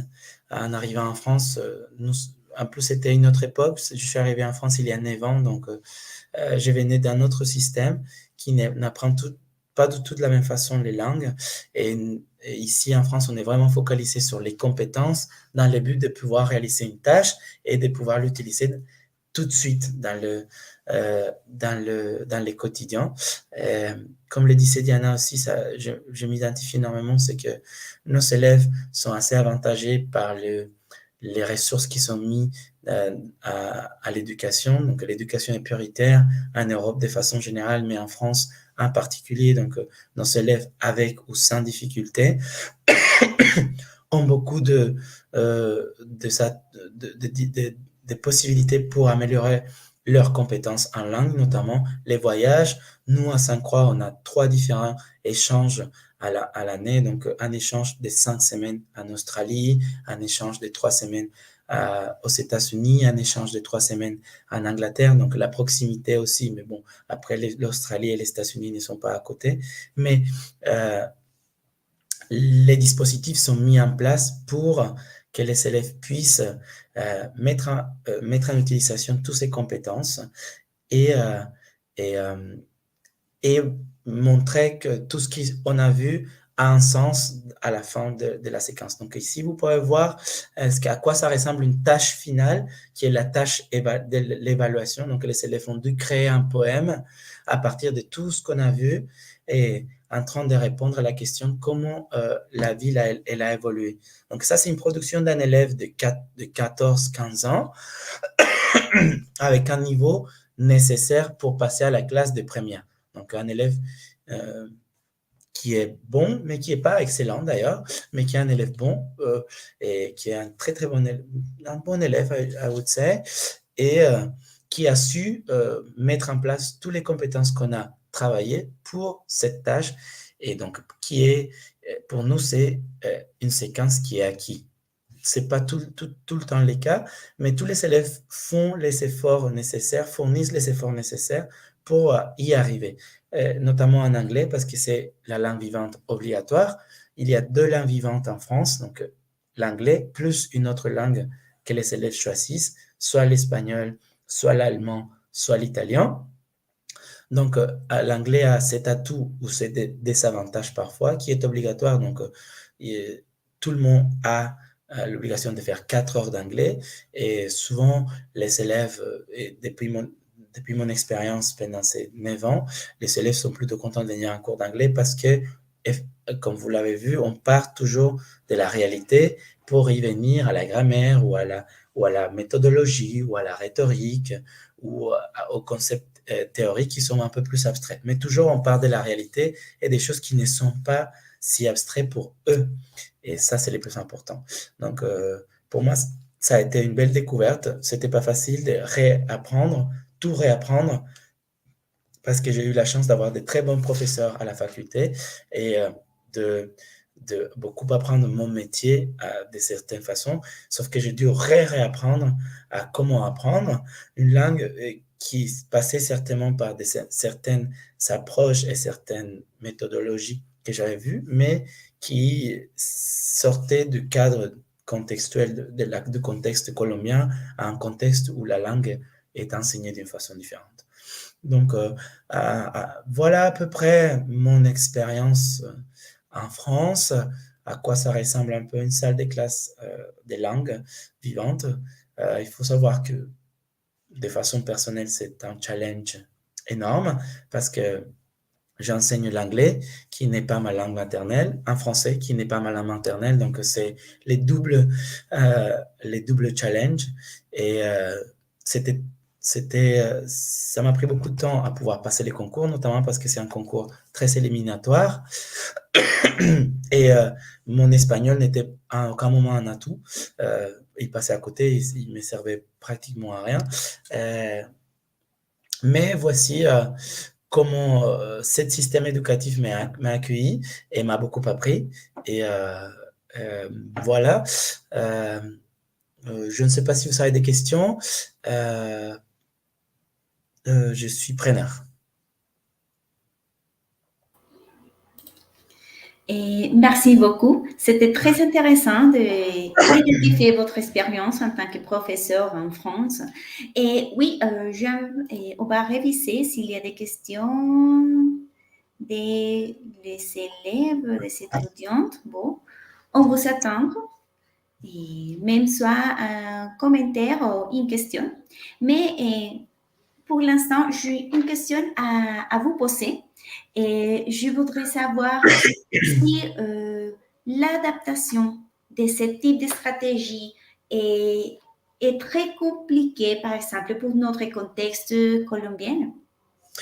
Je pense que c'est pas compliqué, c'est juste que une méthodologie, je pense que si on la transpose en Colombie, ça va faire beaucoup trop nouveau. Ça va casser beaucoup de principes qu'on évalue.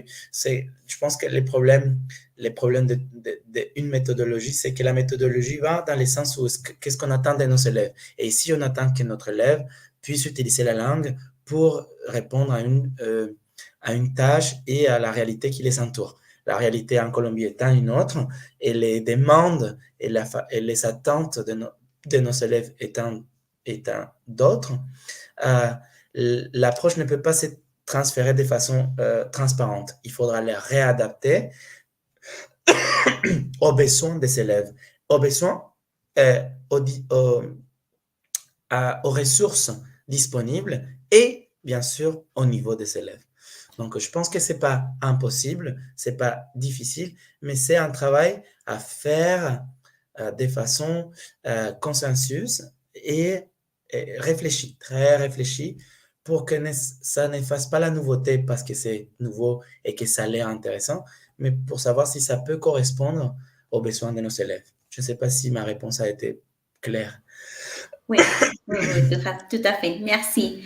Et bon, le prof Carmelina, il a une question à vous poser. Elle vous demande si vous avez été prof de langue en Colombie, quels en étaient les aspects les plus difficiles à apprendre dans un contexte particulier comme c'est l'école où vous travaillez maintenant?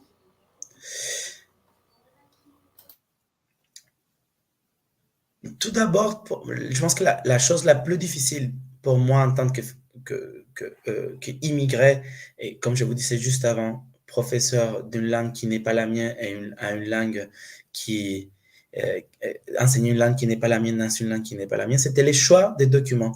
Comment le document il allait être bien calibré, comment il allait répondre aux attentes du programme de l'éducation nationale, comment j'allais faire pour entrer dans malheureusement, même si c'est très nouveau, très alternatif, très communicatif, on doit rentrer dans un cadre et comment mes choix personnels, parce que les choix du professeur restent très personnels, comment mes choix allaient répondre à ces cadres, à ces attentes et en même temps imprimer ma touche personnelle. Ça a été les challenges les plus difficiles. Super. Alors, Camilla, elle a une question très intéressante aussi à vous poser. Elle vous demande quelle est la plus grande difficulté d'enseigner l'anglais aux étudiants français qui ne veulent peut-être pas apprendre la langue, qu'ils sont forcés à l'apprendre. je pense que c'est un challenge qu'on rencontre tous dans nos salles de classe, c'est qu'il y a toujours un élève, donc c'est en France ou ailleurs, qui ne veut pas apprendre la langue ou la matière en général. Donc, en France en particulier, c'est que les Français, historiquement, ne sont pas très bons en langue, et parce que le français est suffisant pour eux, mais les, le challenge, je l'appelle toujours un challenge, c'est d'effectivement trouver, profiter de cette approche si réelle et si pratique pour connaître ces élèves et pouvoir les intéresser. Au bout d'un moment, un des documents, un des textes va les engager. Donc, c'est toujours trouver les moments d'attendre, d'être patient. On ne peut pas forcer l'élève, on doit justement essayer de trouver. Et les élèves, si on va à l'encontre de l'élève, l'élève va faire un blocage. Donc, moi, je suis toujours partant pour aller au rythme de l'élève et de lui donner la chance de nous partager ce qu'il veut, ce qui l'intéresse. Et à partir de ça, on va toujours trouver une façon de l'engager et un rôle. Je pense que la chose la plus importante, c'est de trouver un rôle pour chaque élève. Ok, d'accord. Et bon, en continuant avec les questions, et Paula, il est intéressé à savoir comment est les étudiants du lycée aux enseignantes qui doivent enseigner aux élèves handicapés. C'est particulier parce que les lycées à moyen humain nous donne beaucoup, c'est-à-dire que l'élève, je parle de mes élèves malvoyants par exemple, elle a un chien guide, elle a un assistant pédagogique à plein temps, donc une personne qui la suit dans tous ses cours, qui prend les notes pour elle, et nous, en tant que professeurs, nous, on n'a pas des attentes d'évaluation extrêmement élevées. C'est-à-dire que l'élève essaye d'être évalué de la même façon que tous les autres élèves, mais on ne peut pas. Donc, les lycées nous accompagnent. Donc, je pense que ça, c'est la plus importante, c'est qu'ils nous accompagnent dans l'évaluation et dans l'évolution de l'élève handicapé.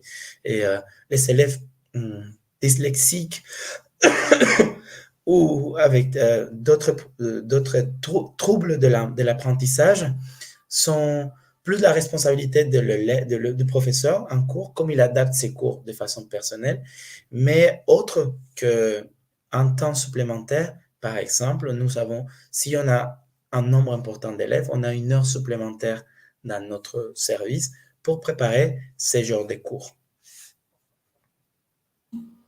Bon, ça c'est intéressant d'avoir que vous donnez plus de temps aux types des étudiants. Alors, il y a une question par rapport aux compétences.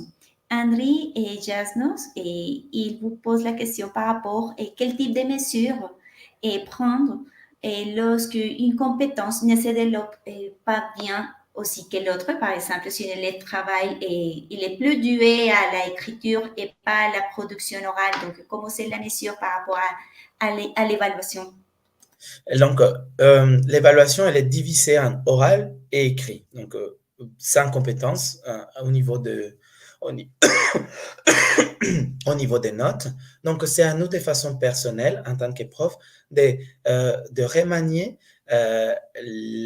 les coefficients qu'on octroie à certaines évaluations. Donc, on donne beaucoup plus de priorité à certains groupes d'élèves qui ont plus de compétences à l'écrit et à l'oral. Et donc, on essaye toujours de s'appuyer et d'échanger. C'est pour ça que les travail en groupe et en binôme de façon plus spécifique est important. On ne va jamais, de façon personnelle, moi, je ne vais jamais mettre un élève qui est très bon à l'écrit avec un élève qui est très bon à l'écrit. Non. Si un élève qui est très bon à l'écrit, mais qui est très timide, souvent, je vais les mettre un élève qui est très à l'aise à l'oral, mais qui fait beaucoup de fautes à l'écrit. Donc, c'est une sorte de partage pour pouvoir profiter des atouts de tous les deux, pour améliorer les désavantages de tous les autres deux. Et après, c'est à nous d'avoir une grille d'évaluation mesurée par rapport à ce point fort et à ses faiblesses. D'accord. Alors, Daniela, et elle est intéressée à savoir si avez-vous essayé de mettre en œuvre des stratégies pédagogiques pour personnaliser l'éducation dans votre travail. Est-ce que vous pouvez nous dire quel type de stratégies spéciaux vous utilisez? Euh, les cours de Monsieur Martinez, comme les élèves m'appellent, sont très particuliers. Je pense que ça m'a pris beaucoup de temps de m'adapter, mais une fois j'ai appris et j'ai intériorisé les attentes, j'ai pu personnaliser mon travail. Donc, je pars toujours du principe que l'élève est l'auteur principal et que moi, je suis là pour driver la situation. Donc, de ces stratégies, on emploie beaucoup. Juste pour commencer, mes cours d'anglais sont toujours en anglais. Il n'y a pas un seul mot en français. Mes cours commencent toujours par des rituels. Donc, les rituels sont l'empreinte de mes cours. Mes élèves m'appellent Mr. News parce que les élèves, de façon aléatoire, font une récap des news de ce qui se passe dans le monde anglophone, dans des différentes dans des différents pays d'abord. Donc, je divise toujours par pays et par thématique. Donc, la politique, l'économie, pardon, et la culture en général. Donc, ça, c'est une stratégie qui les oblige à réviser, à parler, à travailler l'expression écrite, à travailler l'expression orale et à s'intéresser à l'actualité dans le monde anglophone. Donc, pour vous nommer des rituels que je prends dans ma classe, c'est celui-là. Au début de cours, dans tous les cours, j'enseigne que dans des hauts niveaux, donc la seconde, la première et la terminale. Tous mes élèves, donc les attentes sont plus grosses au fur et à mesure ils s'avancent dans leur scolarité, mais on le fait systématiquement, toutes les classes, tous les cours. Et une deuxième, c'est nous, on fait la lecture pour les plaisirs.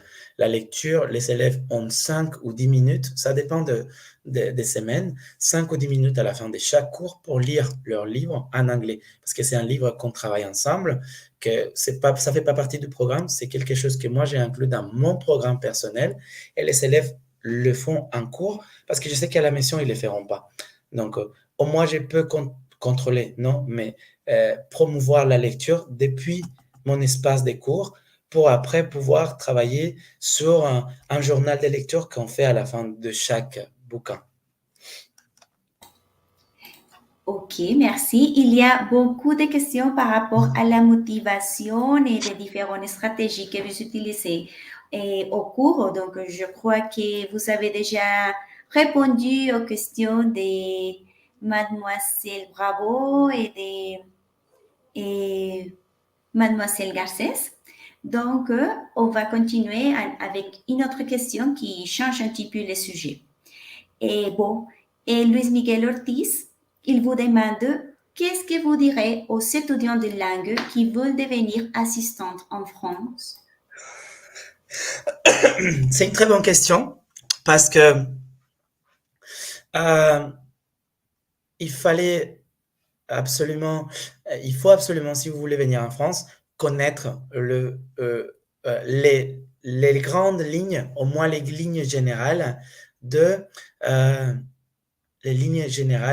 du système éducatif français, qui n'a rien à voir, qui est absolument inconnu pour nous les assistants. Et c'est notre travail en tant qu'assistant, c'est d'arriver le 1er octobre, enseigner, pas enseigner un cours entier, mais au moins il faut connaître les notions et c'est disponible. Si vous allez sur le site du ministère de l'Éducation, enseigner.gov, vous allez trouver les programmes et tout ce que je vous ai dit tout à l'heure, les notions, les activités, tout ça, c'est quelque chose de prévu. Déjà, il y a un cadre. Donc, et il faut s'imprégner. Il faut au moins avoir une connaissance minimale de ce qu'on, où est-ce qu'on rentre pour ne pas se trouver à dépourvu quand vous arrivez le 1er octobre dans votre salle de classe. D'accord. Alors, donc, finalement, pour Gabriela, une question et elle vous demande aussi, pensez-vous que la motivation dans l'apprentissage des langues, c'est un aspect sur lequel Et les étudiants sont responsables ou aussi les enseignants devront également travailler au cours? Je pense que c'est un travail partagé. Certes, les élèves doivent essayer de chercher leur motivation, mais on ne peut pas demander à des élèves de 14 ans ou de 15 ans ou de 16 ans d'avoir toujours la motivation de se lever à 8 heures, à 7 heures du mat pour venir en cours. Donc, nous, on peut pas prendre pour acquis qu'on est prof. Ici en France, je suis prof, je suis titulaire, personne ne va me virer, j'aurai mon travail à vie. Non, on doit essayer de s'adapter à un monde qui change de façon très rapide et de au moins prétendre à quel élève trouve notre cours un peu intéressant. Pour nous, en tant que professeur d'anglais ou de français ou d'espagnol ou de langue, c'est plus facile parce que les ressources sont infinies. Il faut les trier, il faut bien choisir ces ressources, mais nous, on a la possibilité de pouvoir choisir quelque chose que peut-être, au moins à partir du principe que peut-être, va les intéresser. Donc, c'est un travail des deux côtés. On peut pas se contenter de faire les cours de X ou auteur ou de grammaire sans prendre en compte notre public. Il faut bien calibrer. Pour moi, calibrer les documents, la séquence, la notion, les thèmes qu'on va travailler nous donne beaucoup plus de chances de réussir que si on les fait sans penser aux élèves. Alors, il y a une question à vous poser, mais par rapport ici au groupe des professeurs, est-ce que ça vous manque quelque chose de le système éducatif colombien par rapport à le système éducatif français? Quelque chose vous trouvez de notre système que c'est positif et au contraire? Le problème, c'est que j'étais un très jeune prof quand je suis parti de la Colombie, donc j'ai pas eu l'occasion de travailler dans les nouveaux systèmes éducatifs qui étaient quand j'étais en tant que prof, mais en tant qu'élève, à l'époque, il y a 20 ans, il n'y a rien qui me manque parce que c'était une autre époque. La seule chose que je regrette souvent, c'est la relation qu'il y a entre les professeurs et l'élève, parce que les professeurs et l'élève en France sont deux entités qui sont très distantes. Il y a beaucoup de choses qu'on ne peut pas se mélanger. C'est vous, tout le temps vous, de la part des élèves et de la part des professeurs. Donc, il y a une distance. Il y a une distance plus particulière que moi, j'ai essayé de briser grâce à mon côté latino, hein, que je passe encore pour un professeur jeune, mais c'est quelque chose qui peut engager plus nos élèves. C'est côté un peu moins, les professeurs est en haut et l'élève est en bas en train de recevoir des connaissances. Donc, ça, c'est quelque chose dont je félicite les systèmes éducatifs colombiens. Les professeurs n'ont été jamais ces entités qu'on ne peut pas approcher. Donc, voilà un côté très positif qu'on pourrait travailler de plus en plus en France. Super. Bon, merci beaucoup, Merci Monsieur à vous. Martinez. C'était très intéressant et vraiment, on a bien apprécié votre intervention et bon, je crois qu'on a adopté pas mal de ces stratégies pour nos cours aussi. Merci beaucoup. Je vous dis une bonne nuit ici parce qu'il est bientôt minuit. Oh, Et, bien sûr. merci pour votre invitation. Bon, merci beaucoup. À bientôt. À bientôt. Au revoir. Au revoir. Okay, so thank you so much, everyone, for the French in this session.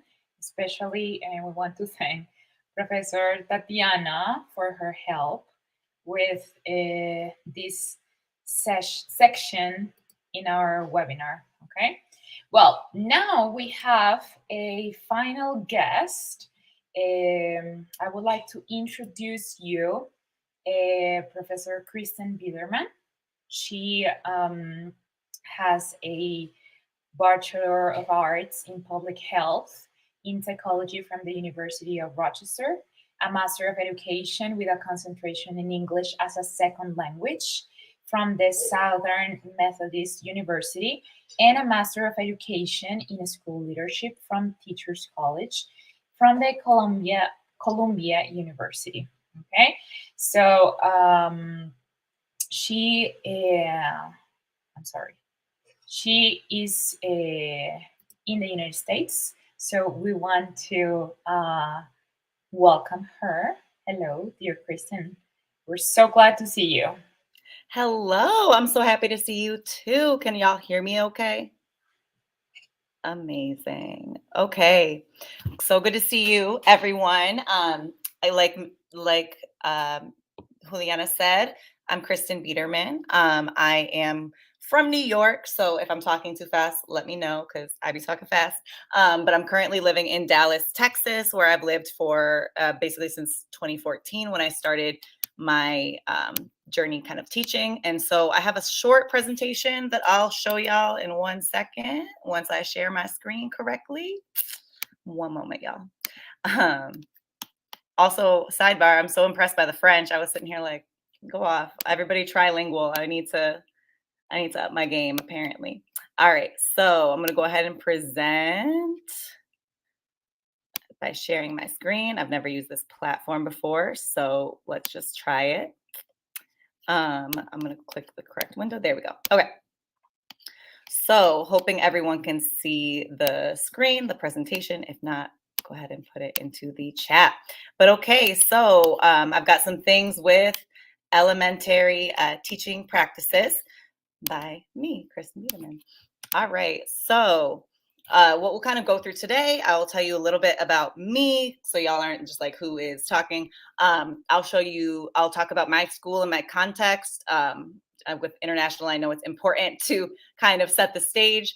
Then I'll go into some best practices. At that point, y'all, it's kind of all over the place. So I've got a lot of different things that I can talk about, but we'll just kind of see what our time looks like. And of course, I am down for all the questions. So a little bit about me. Currently, I am a 3rd through 5th grade math instructional coach. So that means that I coach teachers, I lead professional development, I do a lot of data analysis and things of that nature. And I also work with just like coaching our teachers and doing some interventions and, everything in between. I'm kind of an administrator. I'm also our family and community engagement coordinator. So this is kind of my life from post-grad until now. So as Juliana mentioned, I graduated from University of Rochester in 2014. My degrees were in psychology and public health. So I did not study education. I went through an alternative certification program called Teach for America. So with Teach for America, essentially they place recent college grads in schools that are very high need around our country. And because I'm bilingual, I speak Spanish. They were like, go to Texas, where we have a large population of bilingual students who need the instruction in both languages. So that's where I started. I was at Blanton Elementary in Pleasant Grove, which is an Accelerating Campus Excellence Initiative school, which I'll talk about more in a moment. My master's was at SMU for ESL. I have a picture of Antigua, Guatemala, because I was lucky enough to lead professional development for English teachers in Guatemala for a bit as part of my scholarship there. My connection to all of you wonderful people in Colombia is when I did my Fulbright in Popayan. I've got some more pictures of that coming up, but loved it. Absolutely amazing experience. I was an English teaching assistant at the Institución Universitaria Colegio Mayor del Cauca. Haven't said that in a minute. Hope I got it all right. But that's where I was, and I loved it. It was amazing working with all of the students teaching English. When I came back, I worked at a nonprofit called City Year. And most recently, I just finished my master's in school leadership from Columbia University. My goal is to become a principal, because to me, as like teaching is so important. However, a lot of the times too, like great teachers need a great leader as well. In order to make the entire building move, in order to make sure everything is going well for all students, they really need a great principal. And I've seen that kind of leadership just do amazing things. And so I want to be a transformational school leader as well. So I'm in that process now. Let's see, as I mentioned, look, here's some of my pictures from Fulbright and Popayan, some of my favorite little memories with my students and doing conversation clubs and all of that. And this is pictures of my students here in Texas. So when I was a teacher, I was teaching 3rd grade bilingual math. These are some of my students. You can see the Dia de los Muertos thing. The girl that's over on the right of the screen is actually one of my third grade students who graduated this year sent me a whole beautiful email with like this. So the impact that we have on our kids, no matter where you teach or what your content is, it's really always going to come down to the relationships that you build. And that's what's really going to be transformational. And so, yeah, that's kind of that part. So my context for my school is a school turnaround. So I'll tell you a little bit more about that. So Wilmer Hutchins Elementary. So for our demographics, this is our beautiful school. So we have 550 students ranging from pre-K 3. So we have the little 3-year-olds up until 5th grade. Our school is 90% low income. So it's called a Title I school in the US with that many students qualifying for free and reduced lunch. It's 40% African American, 60% Hispanic Latino, and 44% English language learners.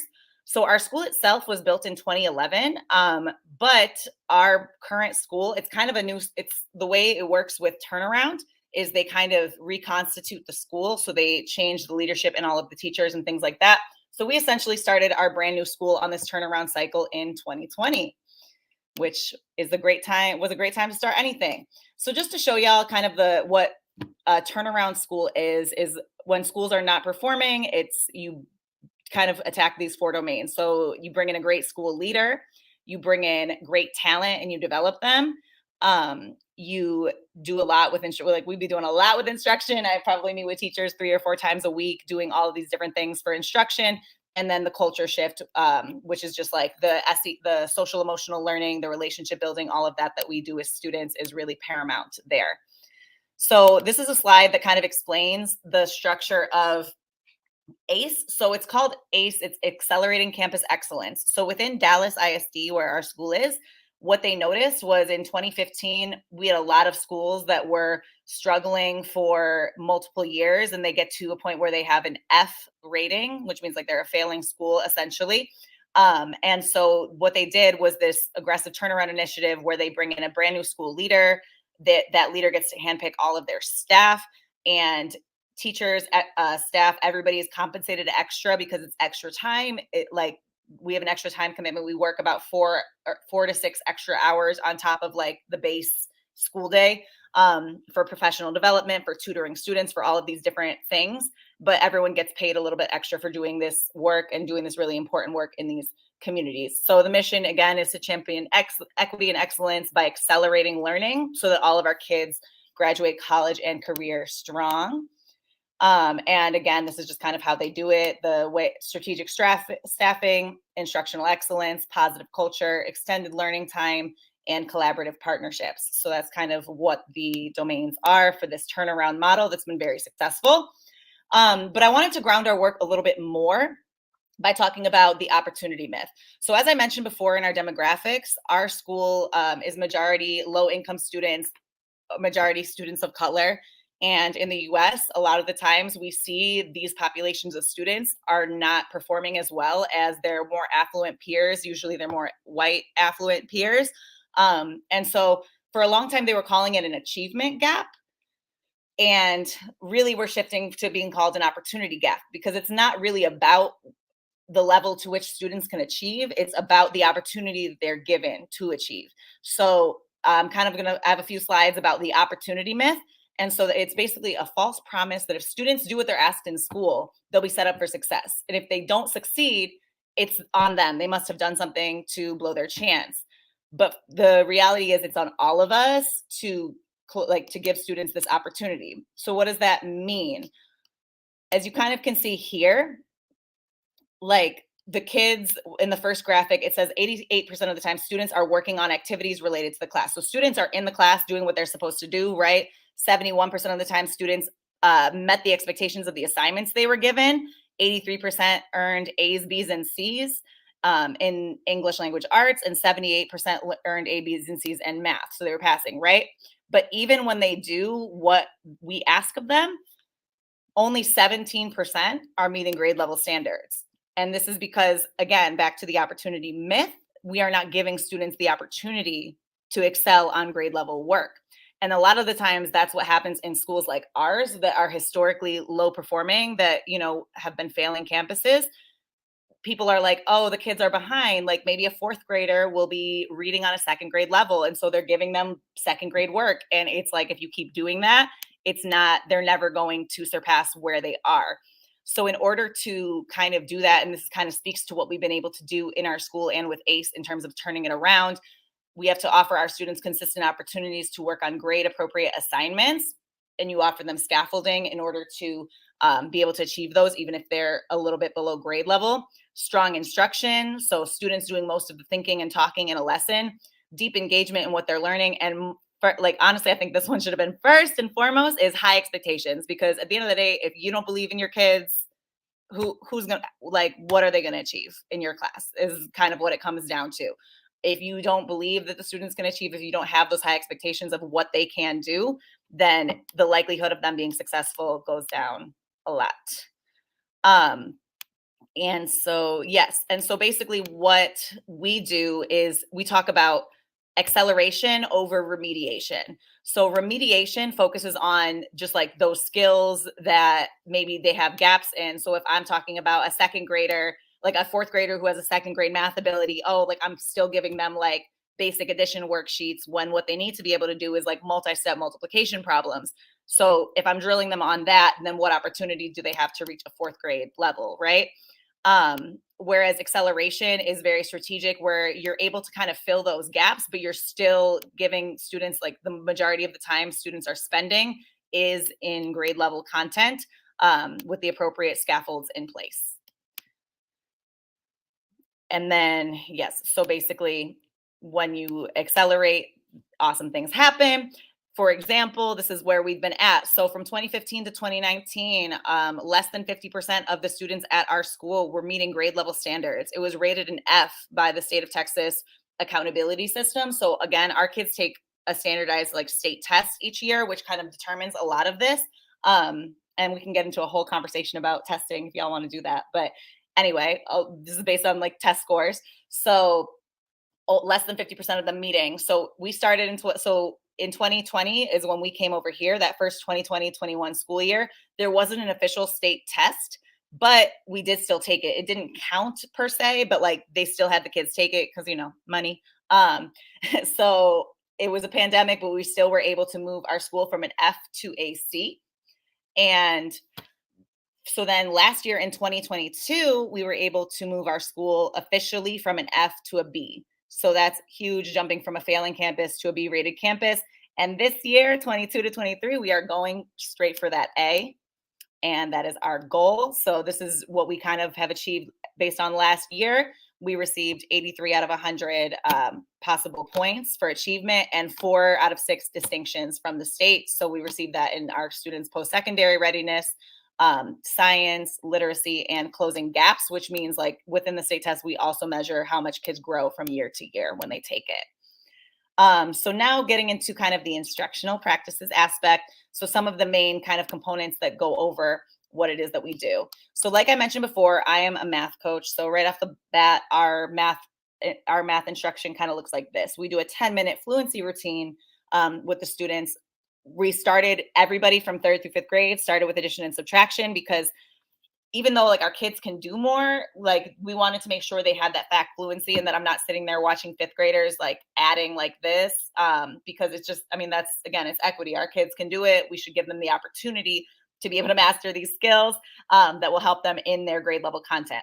From there, we go into something called concept development. This is kind of our direct teach. So if I'm teaching you division word problems today, this might be the part that I like show you conceptually what division is, and we do an activity or something hands-on, very concrete for the kids. The I do is a direct teach that would be like with an actual question that the kids would see that day. A we do is kind of like the teacher is like up there at the board still doing the problem, but like asking the kids to fill in like based on what they had done. The y'all do, had to hit it with the y'all because we're in Texas. So that's where they collaborate with their peers, they work together. And then a 10-minute independent practice, which is what they do independently to like kind of show their learning for the day. And we use that data in order to kind of do our interventions and things like that, which happens in our small group and centers, which is about 25 minutes. So overall, this is a 90-minute math block. That small group and centers time is amazing. The whole idea is for students to continue working to spiral through skills that they have learned previously and just need to reinforce, while the teacher pulls groups at a time to kind of give them interventions on specific standards that they may need more support in. Okay, I will slow down. All right. So a big part of what we do as well is exemplars and rehearsals. So me as a coach, a lot of what I do, our teachers make this thing called an exemplar. This is an example of an exemplar. So the idea is that teachers will go into their lesson having already done exactly like what the teacher has on their exemplar is essentially what they want the kids to be able to produce on their paper. So they're able to use it to drive, like going around checking the kids' work, comparing it to their exemplar, making sure all the components are there. We also rehearse with teachers a lot of the time, depending on their level. If we have more experienced teachers, we do this less. But with our new teachers, I have 2 new teachers right now. So I'm with them every day after school, rehearsing the lesson that they're going to give the next day and giving them feedback so that they're 100% prepared to go with their students the following day. Because in a turnaround school, we don't have time to teach again. A big thing for us is multiple response strategies. So you can kind of see here on the engagement strategies graphic I put in, we do a lot of think, pair, share. We do a lot of in-out circle. We do a lot of jigsaw and gallery walk. We also do a lot of like response cards or nonverbals with our kids. This helps them just to have like more interaction and more processing. And I also put on here the cone of learning, which I learned about it kind of recently, and I just think it's really great to keep in mind. So it basically says like we remember 10% of what we read, 20% of what we hear, 30% of what we see, 50% of what we see and hear, 70% of what we say, and 90% of what we say and we do. So that's where kind of the multiple response strategy comes in. If students have the opportunity to talk amongst each other about it, it's going to reinforce that knowledge and make it stick a lot more. So we spend a lot of time getting them to collaborate. This is one of my favorite quotes about math. I used to be a struggling math student as well, but really hitting it with our kids, like math is not about what you know, it's about what you do when you don't know. It's what we're constantly saying to our students, like, because our kids a lot of the times might get frustrated stuff because the stuff that they do is hard. It's rigorous. We are challenging them every day, but getting them to remember, like, look, you might not feel confident on this, but what do you know? What do you know and what can you use that you already know to apply to what we're doing? And that's really what it's about, is like building that critical thinking, building this kid's resilience as well, to be like, okay, I can work through a problem, because in real life, that's what they have to do. I also just put in a few little pictures. As you can see over here, we have small group instruction. This is an example of our teacher kind of modeling. She has her exemplar next to the slide. This notebook here is student work. This picture over here is where our kids are doing their fluency. And then this is an example of the teacher doing her direct teach part of the lesson. On this slide, again, this is an example of an exemplar that a teacher did. So the student work, as you noticed on the last slide, looks very similar. Right here, I love it. It's a big thing with turnaround, as well as that bell-to-bell instruction. So these kids are in line at a bathroom break, but their teachers got them out there with their multiplication sheets and they're practicing, because again, it's turnaround. We don't have time. We're trying to get that A. So we have to always be working. And right here, this is an example of a data tracker that our teacher has in her class. So after an assessment, basically there's these different levels of achievement. So it's does not meet, approaches, meets, and masters. And the kids are all kind of there in that category. But again, data is very important to us in a turnaround school, because we have to just like really be conscious of where our kids are academically at all times, so that we can continue moving them at an accelerated pace. So talking more about math, one of my biggest passions with math is that problem solving, and it's because of math anxiety. So math anxiety is a common occurrence which controls mindset and perception of mathematics. Additionally, this type of anxiety has the ability to impact one's confidence about their abilities in math, which may result in the person believing they are not capable of excelling in math. And here it says mathematics is a consequential power on our academic identities. There's a little cycle with this monster talking about the negative math experiences leads to them having a lot of avoidance issues, and then they're just not going to want to work on it, not prepare. They're going to perform bad again, and it's just going to keep going. And that really affects their learner identity. I also thought it was interesting that 1 in 4 elementary teachers also experience math anxiety. I can mention that, you know, I probably used to be one of them. But again, knowing our students, knowing our context, knowing our kids come from a low income background and that they're students of color, and a lot of times they do not see themselves represented, and they've like as mathematicians, as scientists, as all of these things, that we are really working to make sure that they have like that vision for themselves. This math anxiety we see a lot in our students, especially our African American students, who a lot of the times have been told or whether directly or indirectly through just how the school is, that like, oh, this isn't for you. Oh, like you can't do this. And so what we're up against is it's this math anxiety that our students experience. So when we teach word problems, we are trying to develop quantitative reasoning with our students. We need them to understand the relationships between knowns and unknowns, apply problem solving to real world situations, and apply our mathematical process standards. So we want them to step away from keywords and procedural steps in math to really doing some of this. So having meaningful representations, visualization, recognition of their problem structure.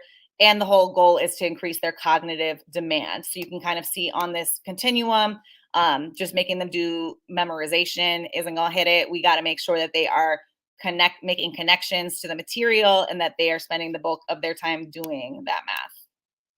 I also I have a whole thing here on how we kind of align our curriculum, but I'll kind of go through it real quick. Just basically the idea, sorry, I didn't mean to do that. We align to this is like kind of our assessed curriculum. So our state test, all of these. So we align a lot of our practices to that.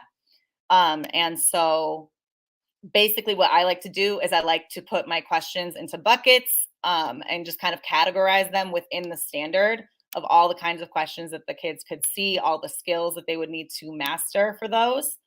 Some examples of what those look like.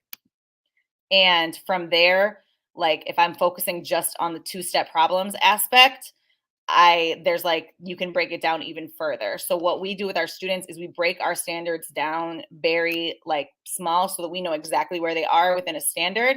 This standard in particular, again, is like all 4 operations, can be 1 or 2 step. So being able to be like, okay, 2-step problems, these are the 3 types of problems that we usually see them do. And just analyzing them, we find more problems, do more problems, make more of the problems for them to use, and we apply them to the IPC. You can kind of see the rigor going up. So we start with the 1 steps, then we go into different types of questions. So really breaking down our standards a lot goes like this. So obviously no amazing lesson is going to be complete without your good lesson plans, your hands-on activities, higher order thinking, differentiation, diverse teaching and learning styles, and your scaffolding questions. But basically, at the end of the day, micro alignment of questions means micro data. So all of these 3 questions were from the same standard. But as you can kind of see with the data, this was the question, this number 8 was the question that they got the most incorrect on this assessment. So this was what we were focused on. I was like, okay, so that tells me then that that they're going to need additional assistance with this type of multiplication problem. So if students are able to name the kind of problem it is, they can do it.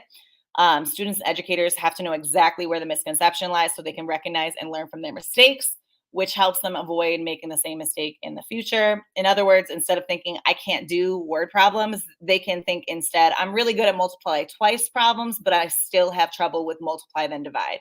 This will motivate them towards mastering a specific growth target.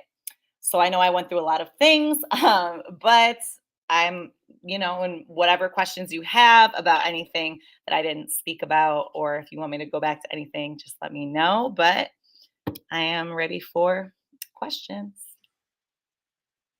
Thank you so much, Kristen, for sharing all of this information that is quite useful, I believe, Probably our students are not so familiar with the term turnaround schools. Yes. So would you mind just clarify that a bit? Yes, absolutely. So again, a turnaround school is here in the US. A lot of times it refers to schools like mine that are low income and for years and years are not performing well. So a lot of the times in our low income school, our low income schools, like they don't have as highly like certified teachers. They may have a lot of vacancies, things of that nature. There's a lot of factors that can lead to the students not performing academically. So when the district or the state can recognize that a school is spending years and years not performing to the level that they should be performing, something has to be done, right? Like they can't just let them stay there, failing the children in the community. So a turnaround school is essentially what I'm in. So our whole goal is to increase the achievement, increase the academic achievement. I mean, we have a lot of goals, but that's the main one. It sounds bad when you say it's just about academic achievement because obviously like we love our babies. We do a lot with our babies, a lot of fun things, a lot of emotional things, but the goal of a turnaround campus is to move the school from being a failing school to a highly performing school. And a lot of the times people in our society think that like, you know, when I tell people where I work, they're like, ooh, like it must be rough over there. Ooh, and it's like they don't think that kids can do it that come from communities like ours. And the reality is that they can. So to me, turnaround work is really close to my heart because I truly believe all students can learn. It's just about the opportunity. So in a turnaround school, it's about providing that opportunity, giving students the opportunity to have highly effective teachers, to have access to a lot of instructional like resources and all of these different things. And again, our goal moving from an F-rated failing campus to an achieving campus, the way all of our babies should. Great. Thank you so much. I mean, I really appreciate all the things you mentioned regarding the multi-response strategies. Mhm. I think those are not so much implemented or known in our schools. So that's a pretty great view of what our students could do at some point. I mean, right now, not all of them are teaching fully, but they're just trying to do some tutoring. But still, they can start the implementation of those strategies that you mentioned. So we're going to start with a round of questions. Okay, we're going to start with Eric. He asks, did you notice or saw methods in Colegio Mayor that for you were really rough, quotation marks, to students? If so, what happened and how would you have changed that using the way you explain in your school works? Okay, great question. I will do my best. So when I was at Colegio Mayor, I would say it's very different, right? So like for me, the context, like schools in the US and schools in Colombia, I think are just fundamentally very different from what I noticed. And so for me, as someone who's coming in as like someone from the US that's not from here, I kind of was like, there were certain things that I saw that I was like, ooh, I wouldn't do that, or like we wouldn't do that in like the schools here. But like I wouldn't say it's like I didn't like look at it like it was bad or wrong, because again, it's kind of like taking that anthropology perspective of like, this is the way things are here, like what can we like enhance, but like it's not about like, I didn't look at it like everything needs to be overhauled. Also, it being a university made it a little bit different than my context. But I think for me, it was just like the biggest thing I saw is here in the US, like we're very big on like the student engagement. So like literally when administrators go observe classrooms, if there's 20 kids in a classroom, they'll be like, okay, 16 out of 20 we're looking at the teacher and we're like engaged in the lesson and sitting in their seat like paying attention, and 4 were off task, right? I feel like what I saw in Colombia sometimes was like, and I visited some public schools as well where I saw this, where it was kind of like the teacher was up there teaching and like some of the kids were there, some of the kids were like doing whatever, playing with their backpacks and their notebooks and things like that. And so for me, I think I noticed like when I was teaching, like I also just have like, because it's what I'm used to, I sometimes had a hard time with like realizing it wasn't always the expectation to be like having all of the students engaged all the time. And so sometimes like I could catch myself struggling being like, hey, pay attention, hey, this, like telling them stuff. But it's just like, I think that's something that's just like a little bit different, is the way that we manage our classrooms versus the way that they're managed there. I think that might be the difference. And then, yeah, I noticed that when I was there, bringing a lot of these multiple response strategies and the engagement strategies and stuff was kind of something new.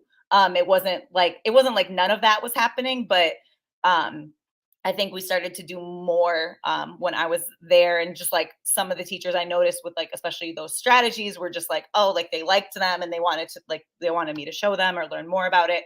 So I think that could be another difference. But okay, hopefully I answered that question. But I loved it. I have nothing bad to say. Don't worry, don't feel the Mhm. pressure. Mhm. Yeah, so what you mentioned here and what you point out here, the differences between the two contexts. Mhm. Of course, it makes a big comparison in the way that we develop classes and the way that you do. And also the fact that you were not actually here in Colegio Mayor as a school, but as a university context, right? Mhm. So, but I can totally say that we'll learn a lot from you. Oh, stop. That's Uh, so sweet. no, yeah, for sure. I mean, you introduced a bunch of strategies that we could implement with our students, and that it made it a bit easier to work with them. Of So course. thank you for that. Mhm. Okay, we're going to continue with Professor Carmelina. She Mm-hmm. asks, what is it that defines or underpins your methodologies that can be challenged when teaching the language in Colombia? Mm. So, like, what was, or like, okay. So, the question asking? Sorry, I'm like processing the question really quick. Um, so I think like the way I'm kind of thinking this, and if it doesn't fully answer your question, please tell me, and I'll try to do a better job. Um, but I mean, something that was kind of challenging for, or like kind of like what I talked about. So the methodologies, I think like education here again being very data driven, very assessment driven. And then like because of that, it's a little bit more intense, like I was mentioning, with just like the management and like the expectation of like what all the kids are doing all the time.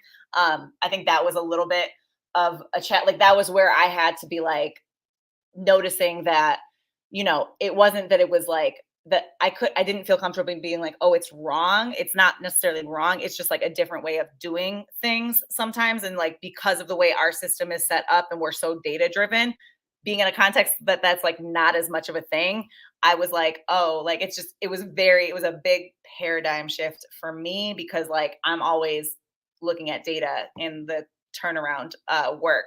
So there was that. And then also I think, for me, it was just challenging in general, like in a good way. Like I said, I loved my time. I loved everybody I met when I was working in Colombia and living in Colombia. But it was just like different than anything I had done, in terms of just like having to figure out what the context was and trying to figure out what I know that like could be beneficial to students and teachers there. Perfect. Thank you for answering that. Now we have another question from Helen. Now that, well, they understand that you are a math teacher, right? Yes. So she asks, how do you work with a student who doesn't understand math, no matter how hard they try and how hard they study? Oh, great question. So this goes back to kind of what I was saying with like the micro alignment of like the questions and like the heavy emphasis on looking at data. So we definitely have students like this. And so there's kind of two levels to it, right? On one level, if I'm really like looking at the data a lot and I'm noticing it's like a consistent trend that like they're not successful no matter what interventions I'm providing, I may refer them for special education services or testing, because they may have a learning disability or dyslexia, dysgraphia, anything like that, that could be affecting it. But I also think that like a lot of the times here, when students are having trouble with math, I try to just figure out what is the starting point, right? Like, so what can I put in front of them that they're successful on? And then from there, still giving them the things that are on their grade level, but using that time in smaller groups to kind of offer that tutoring on those things that they're struggling with. So if they, like, I think it just comes down to like using data and the specifics of what it is that they're struggling with. So I would just try to identify a specific area and then break it down smaller. So if they're struggling with like comparing fractions, just like, for example, I'm not sure what level of math you teach, but if they struggle with comparing fractions and I sit with them and I'm working, like I would start talking to them about like fractions, about what they know about it. Like, okay, what is the numerator and the denominator? Like, what do these mean? Right. And kind of gauging like, where does it, like, where is it that it stops? Like, what do they know? And then once I identify that point that like they don't know, like I'm like, okay, so we got it up until here. So now let me just break this part down moving forward into very little steps. And so I just try to break it down as small as possible. Like maybe today we can work on comparing fractions that have the same numerator and different denominators. And tomorrow we'll work on totally different fractions. So just trying to like very slowly scaffold it through. Mm-hmm.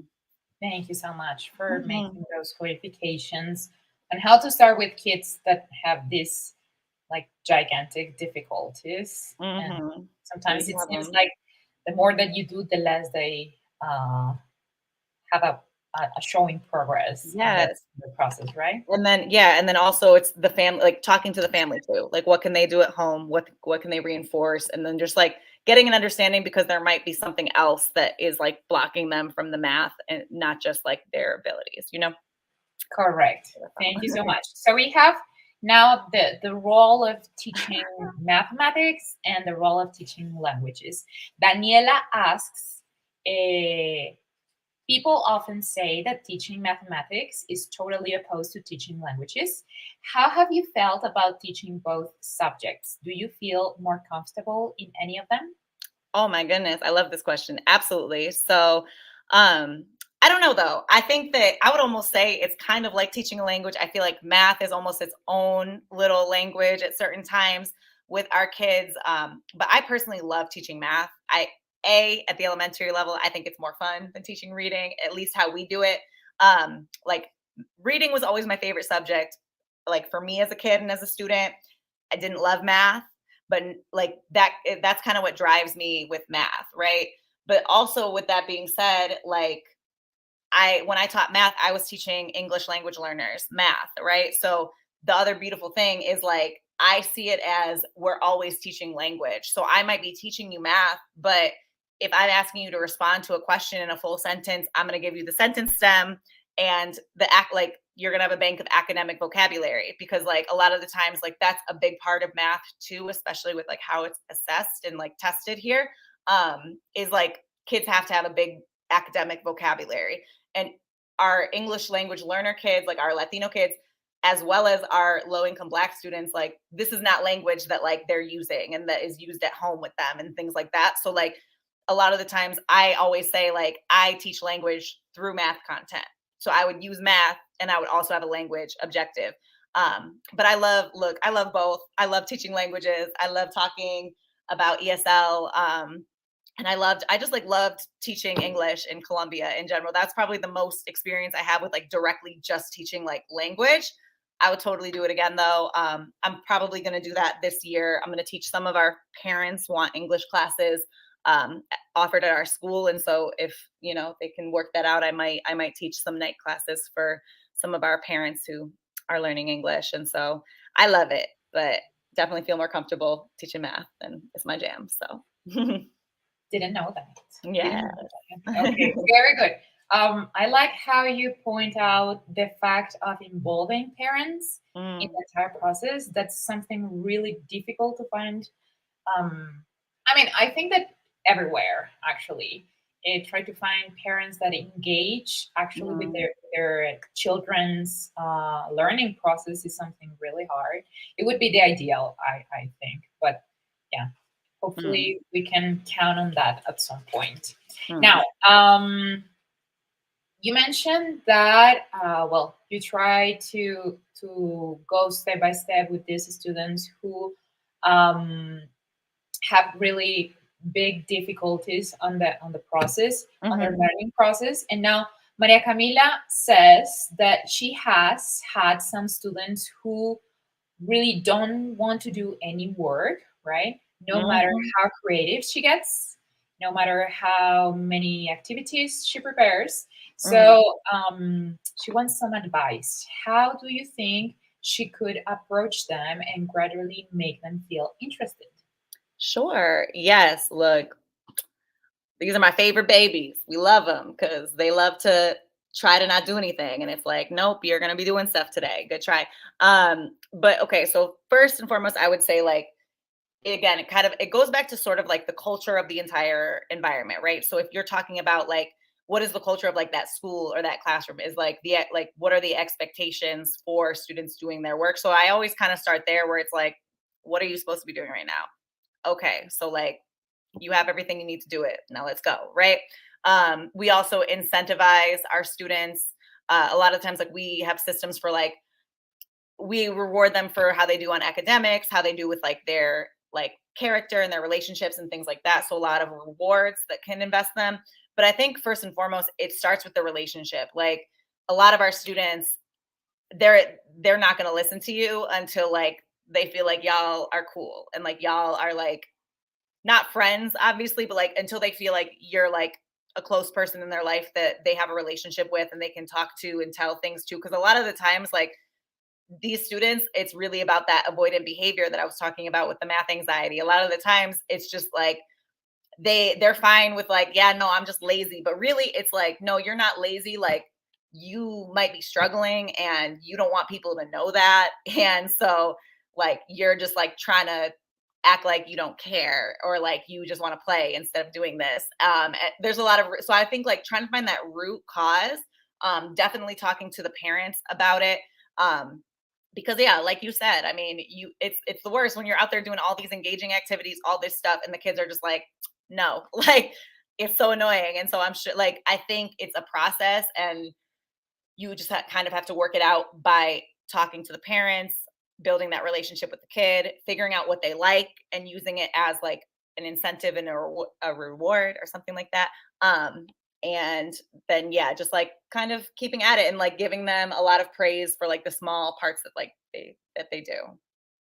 Thank you so much for the advice, because I think it comes useful to all of our students, actually.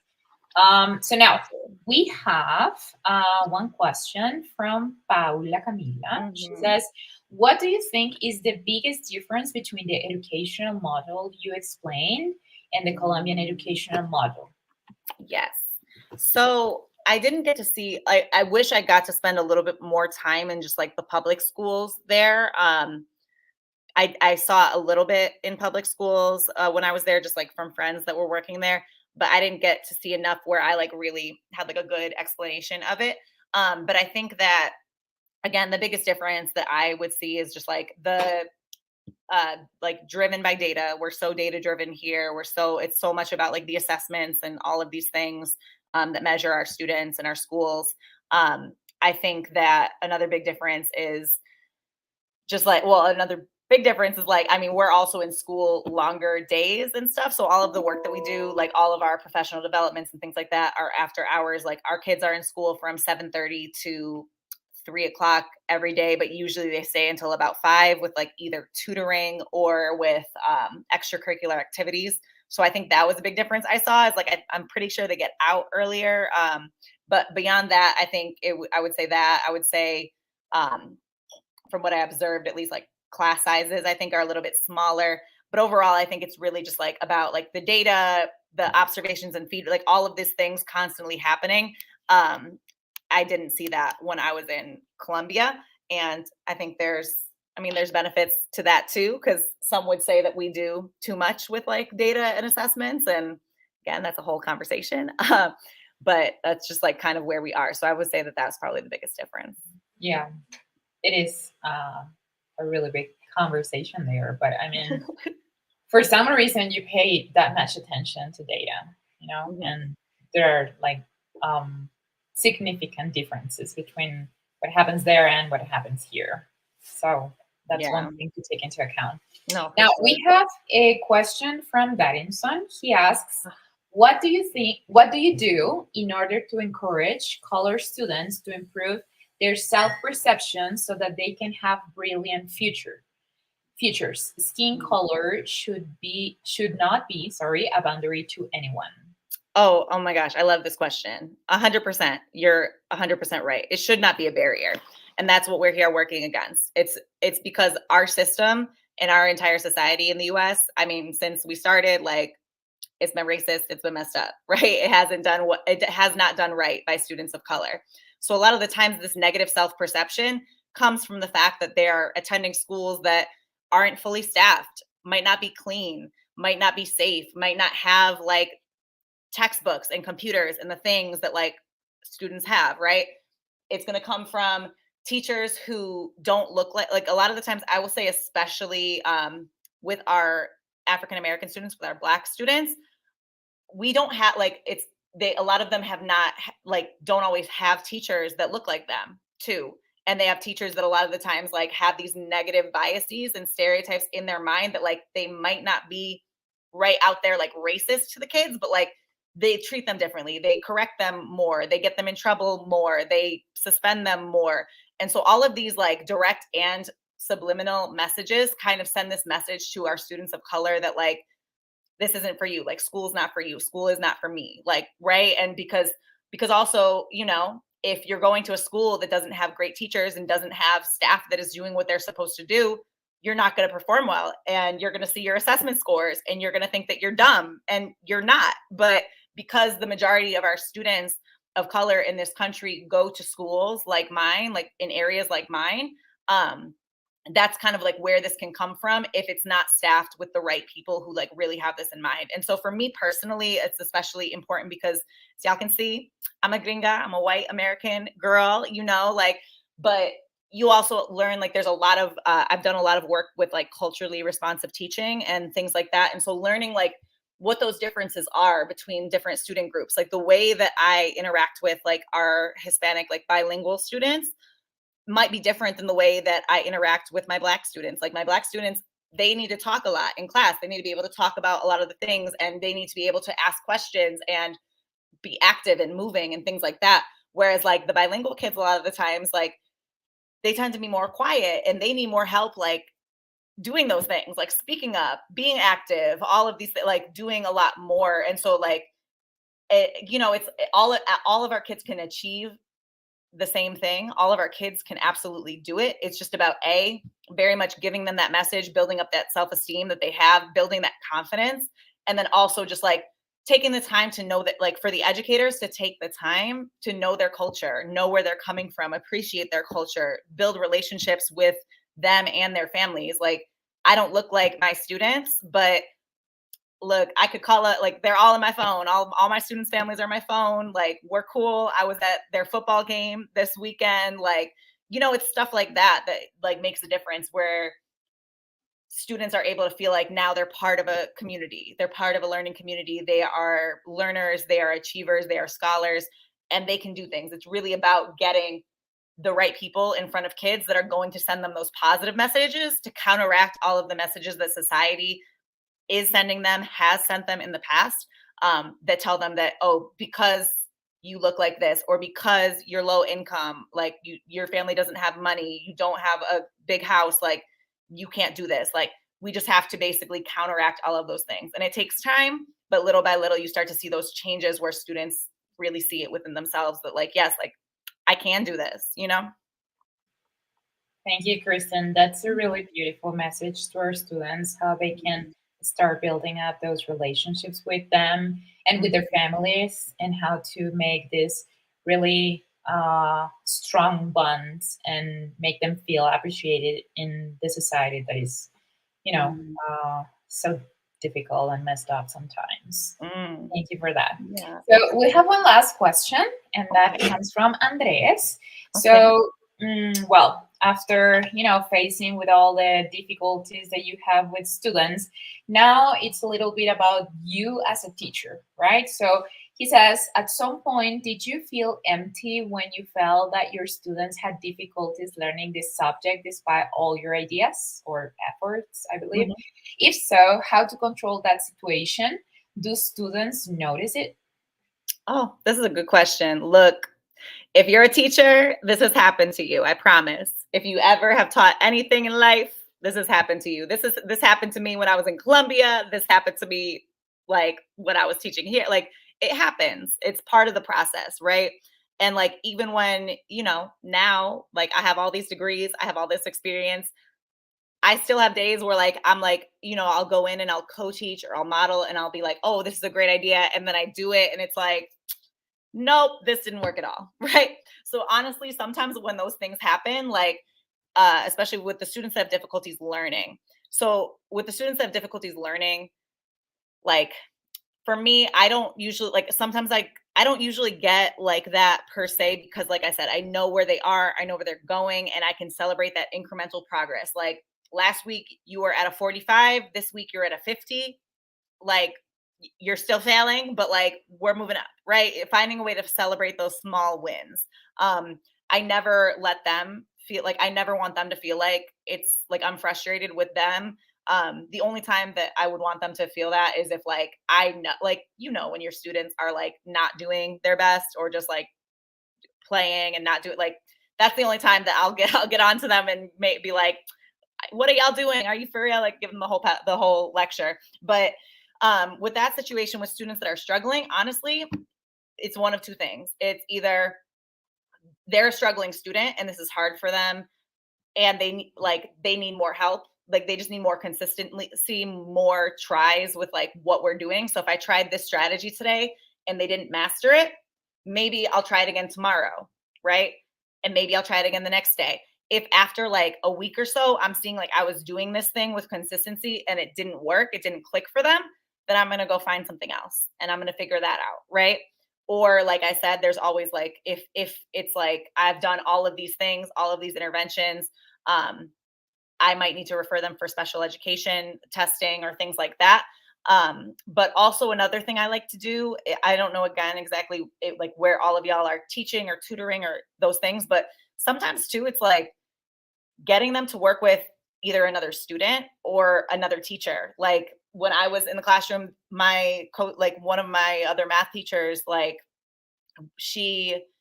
if one of my students wasn't getting it, sometimes I would just send them to her and she would say the exact same thing I said. But because it's like a new person, a new experience, they come back and they're like, you never told me how to do it. You never taught me this. And it's like, no, I did like 5 times, but like, I'm glad that when Miss Jones told you, it clicked, right? So all of those things. So it's really just about continuing to try and like not taking it personally, because at the end of the day, we are all people. We're all trying our best. Your kids are trying their best, I hope. And you're trying your best. And like, that's the game, is like, sometimes it's just not going to work out the way you thought it was. Sometimes it's not going to be successful on the first try, but just not to give up on yourself or like to take it personally or anything like that, because we're all going to have those days and you're either going to, win or you're going to learn from the situation. Right. And so I think just taking that learning in stride, accepting it as part of the process, and giving grace to yourself and your students as you navigate it. Perfect. Thank you so much.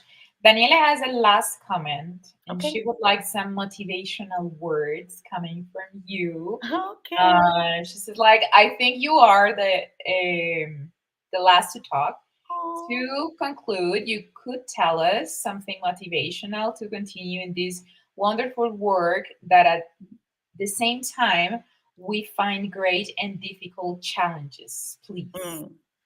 I got you all day. This is what I do for a living. Sometimes with the teachers I coach, I just feel like sometimes I just gotta pump them up, because look, what I've been saying all year, I don't know exactly what education looked like in Colombia during the pandemic, what that was like for y'all, what like here in the US, we're facing teacher shortages. We have people leaving the profession in droves. Like what I always say to my people is like, if you're still here, you're a real one. Like you are like strong. You are like here with purpose and for a reason.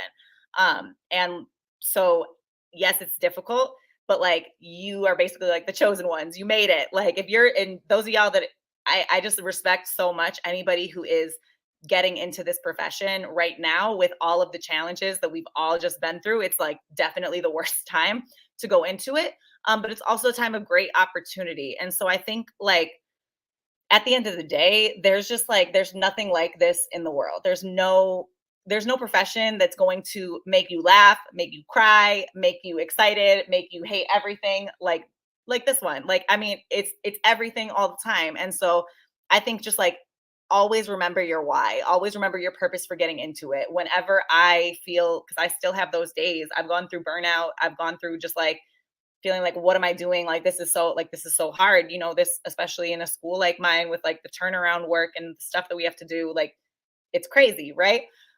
But honestly, like it's always going to be worth it if you remember your why. When I think about my why, like I said, I didn't study education. I got into this because I see education as a means of achieving social justice, of achieving equity for our students. That's why I choose to serve in a school like the one that I serve in, is because for me, education is an opportunity. It's giving our students the opportunity that they deserve. And I feel very like responsible for always like doing my part to serve in that mission. And so for y'all, like honestly, the motivation that I have is just like believe in yourself, give yourself grace as you're learning. Always learn from other people. Like if you have any time to just like observe other teachers that, or like just to be around it, like that's what I love to do. I always learn by going into classrooms.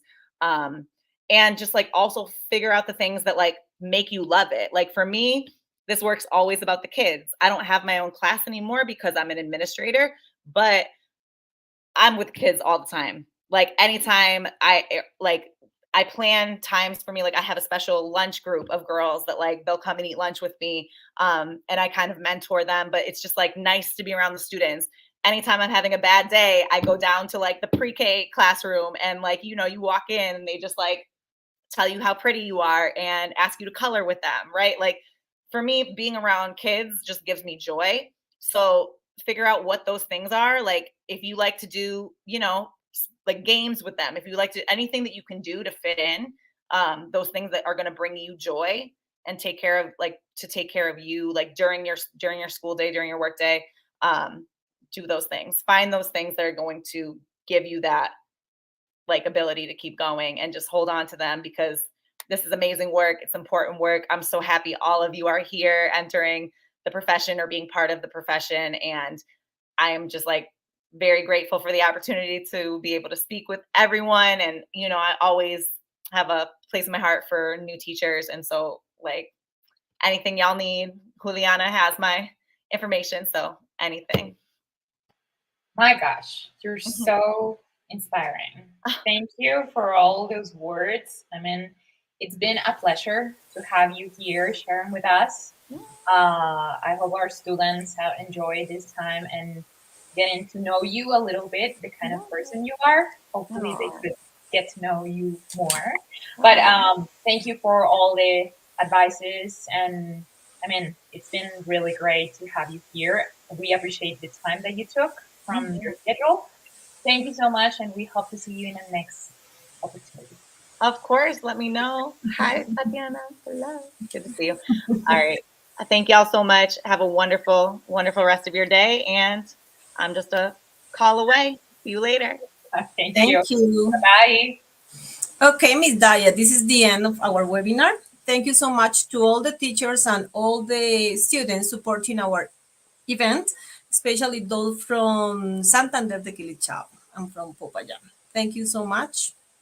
Thank you, guys. As Professor Iwan said, it was a real pleasure to have shared this opportunity with her.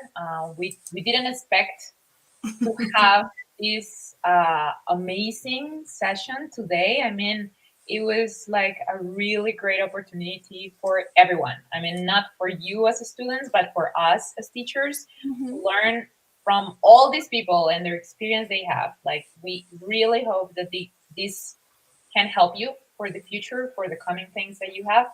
And thank you for your participation, guys. Thank you so much. Bye-bye. Bye-bye, everyone. Universidad del Cauca, 194 años. Con liderazgo y sentido social a través de la innovación y el emprendimiento, nos acercamos al bicentenario. Hoy somos una institución que se posiciona en la construcción de una sociedad equitativa y justa con la formación de profesionales íntegros, éticos y solidarios. Universidad del Cauca, 194 años.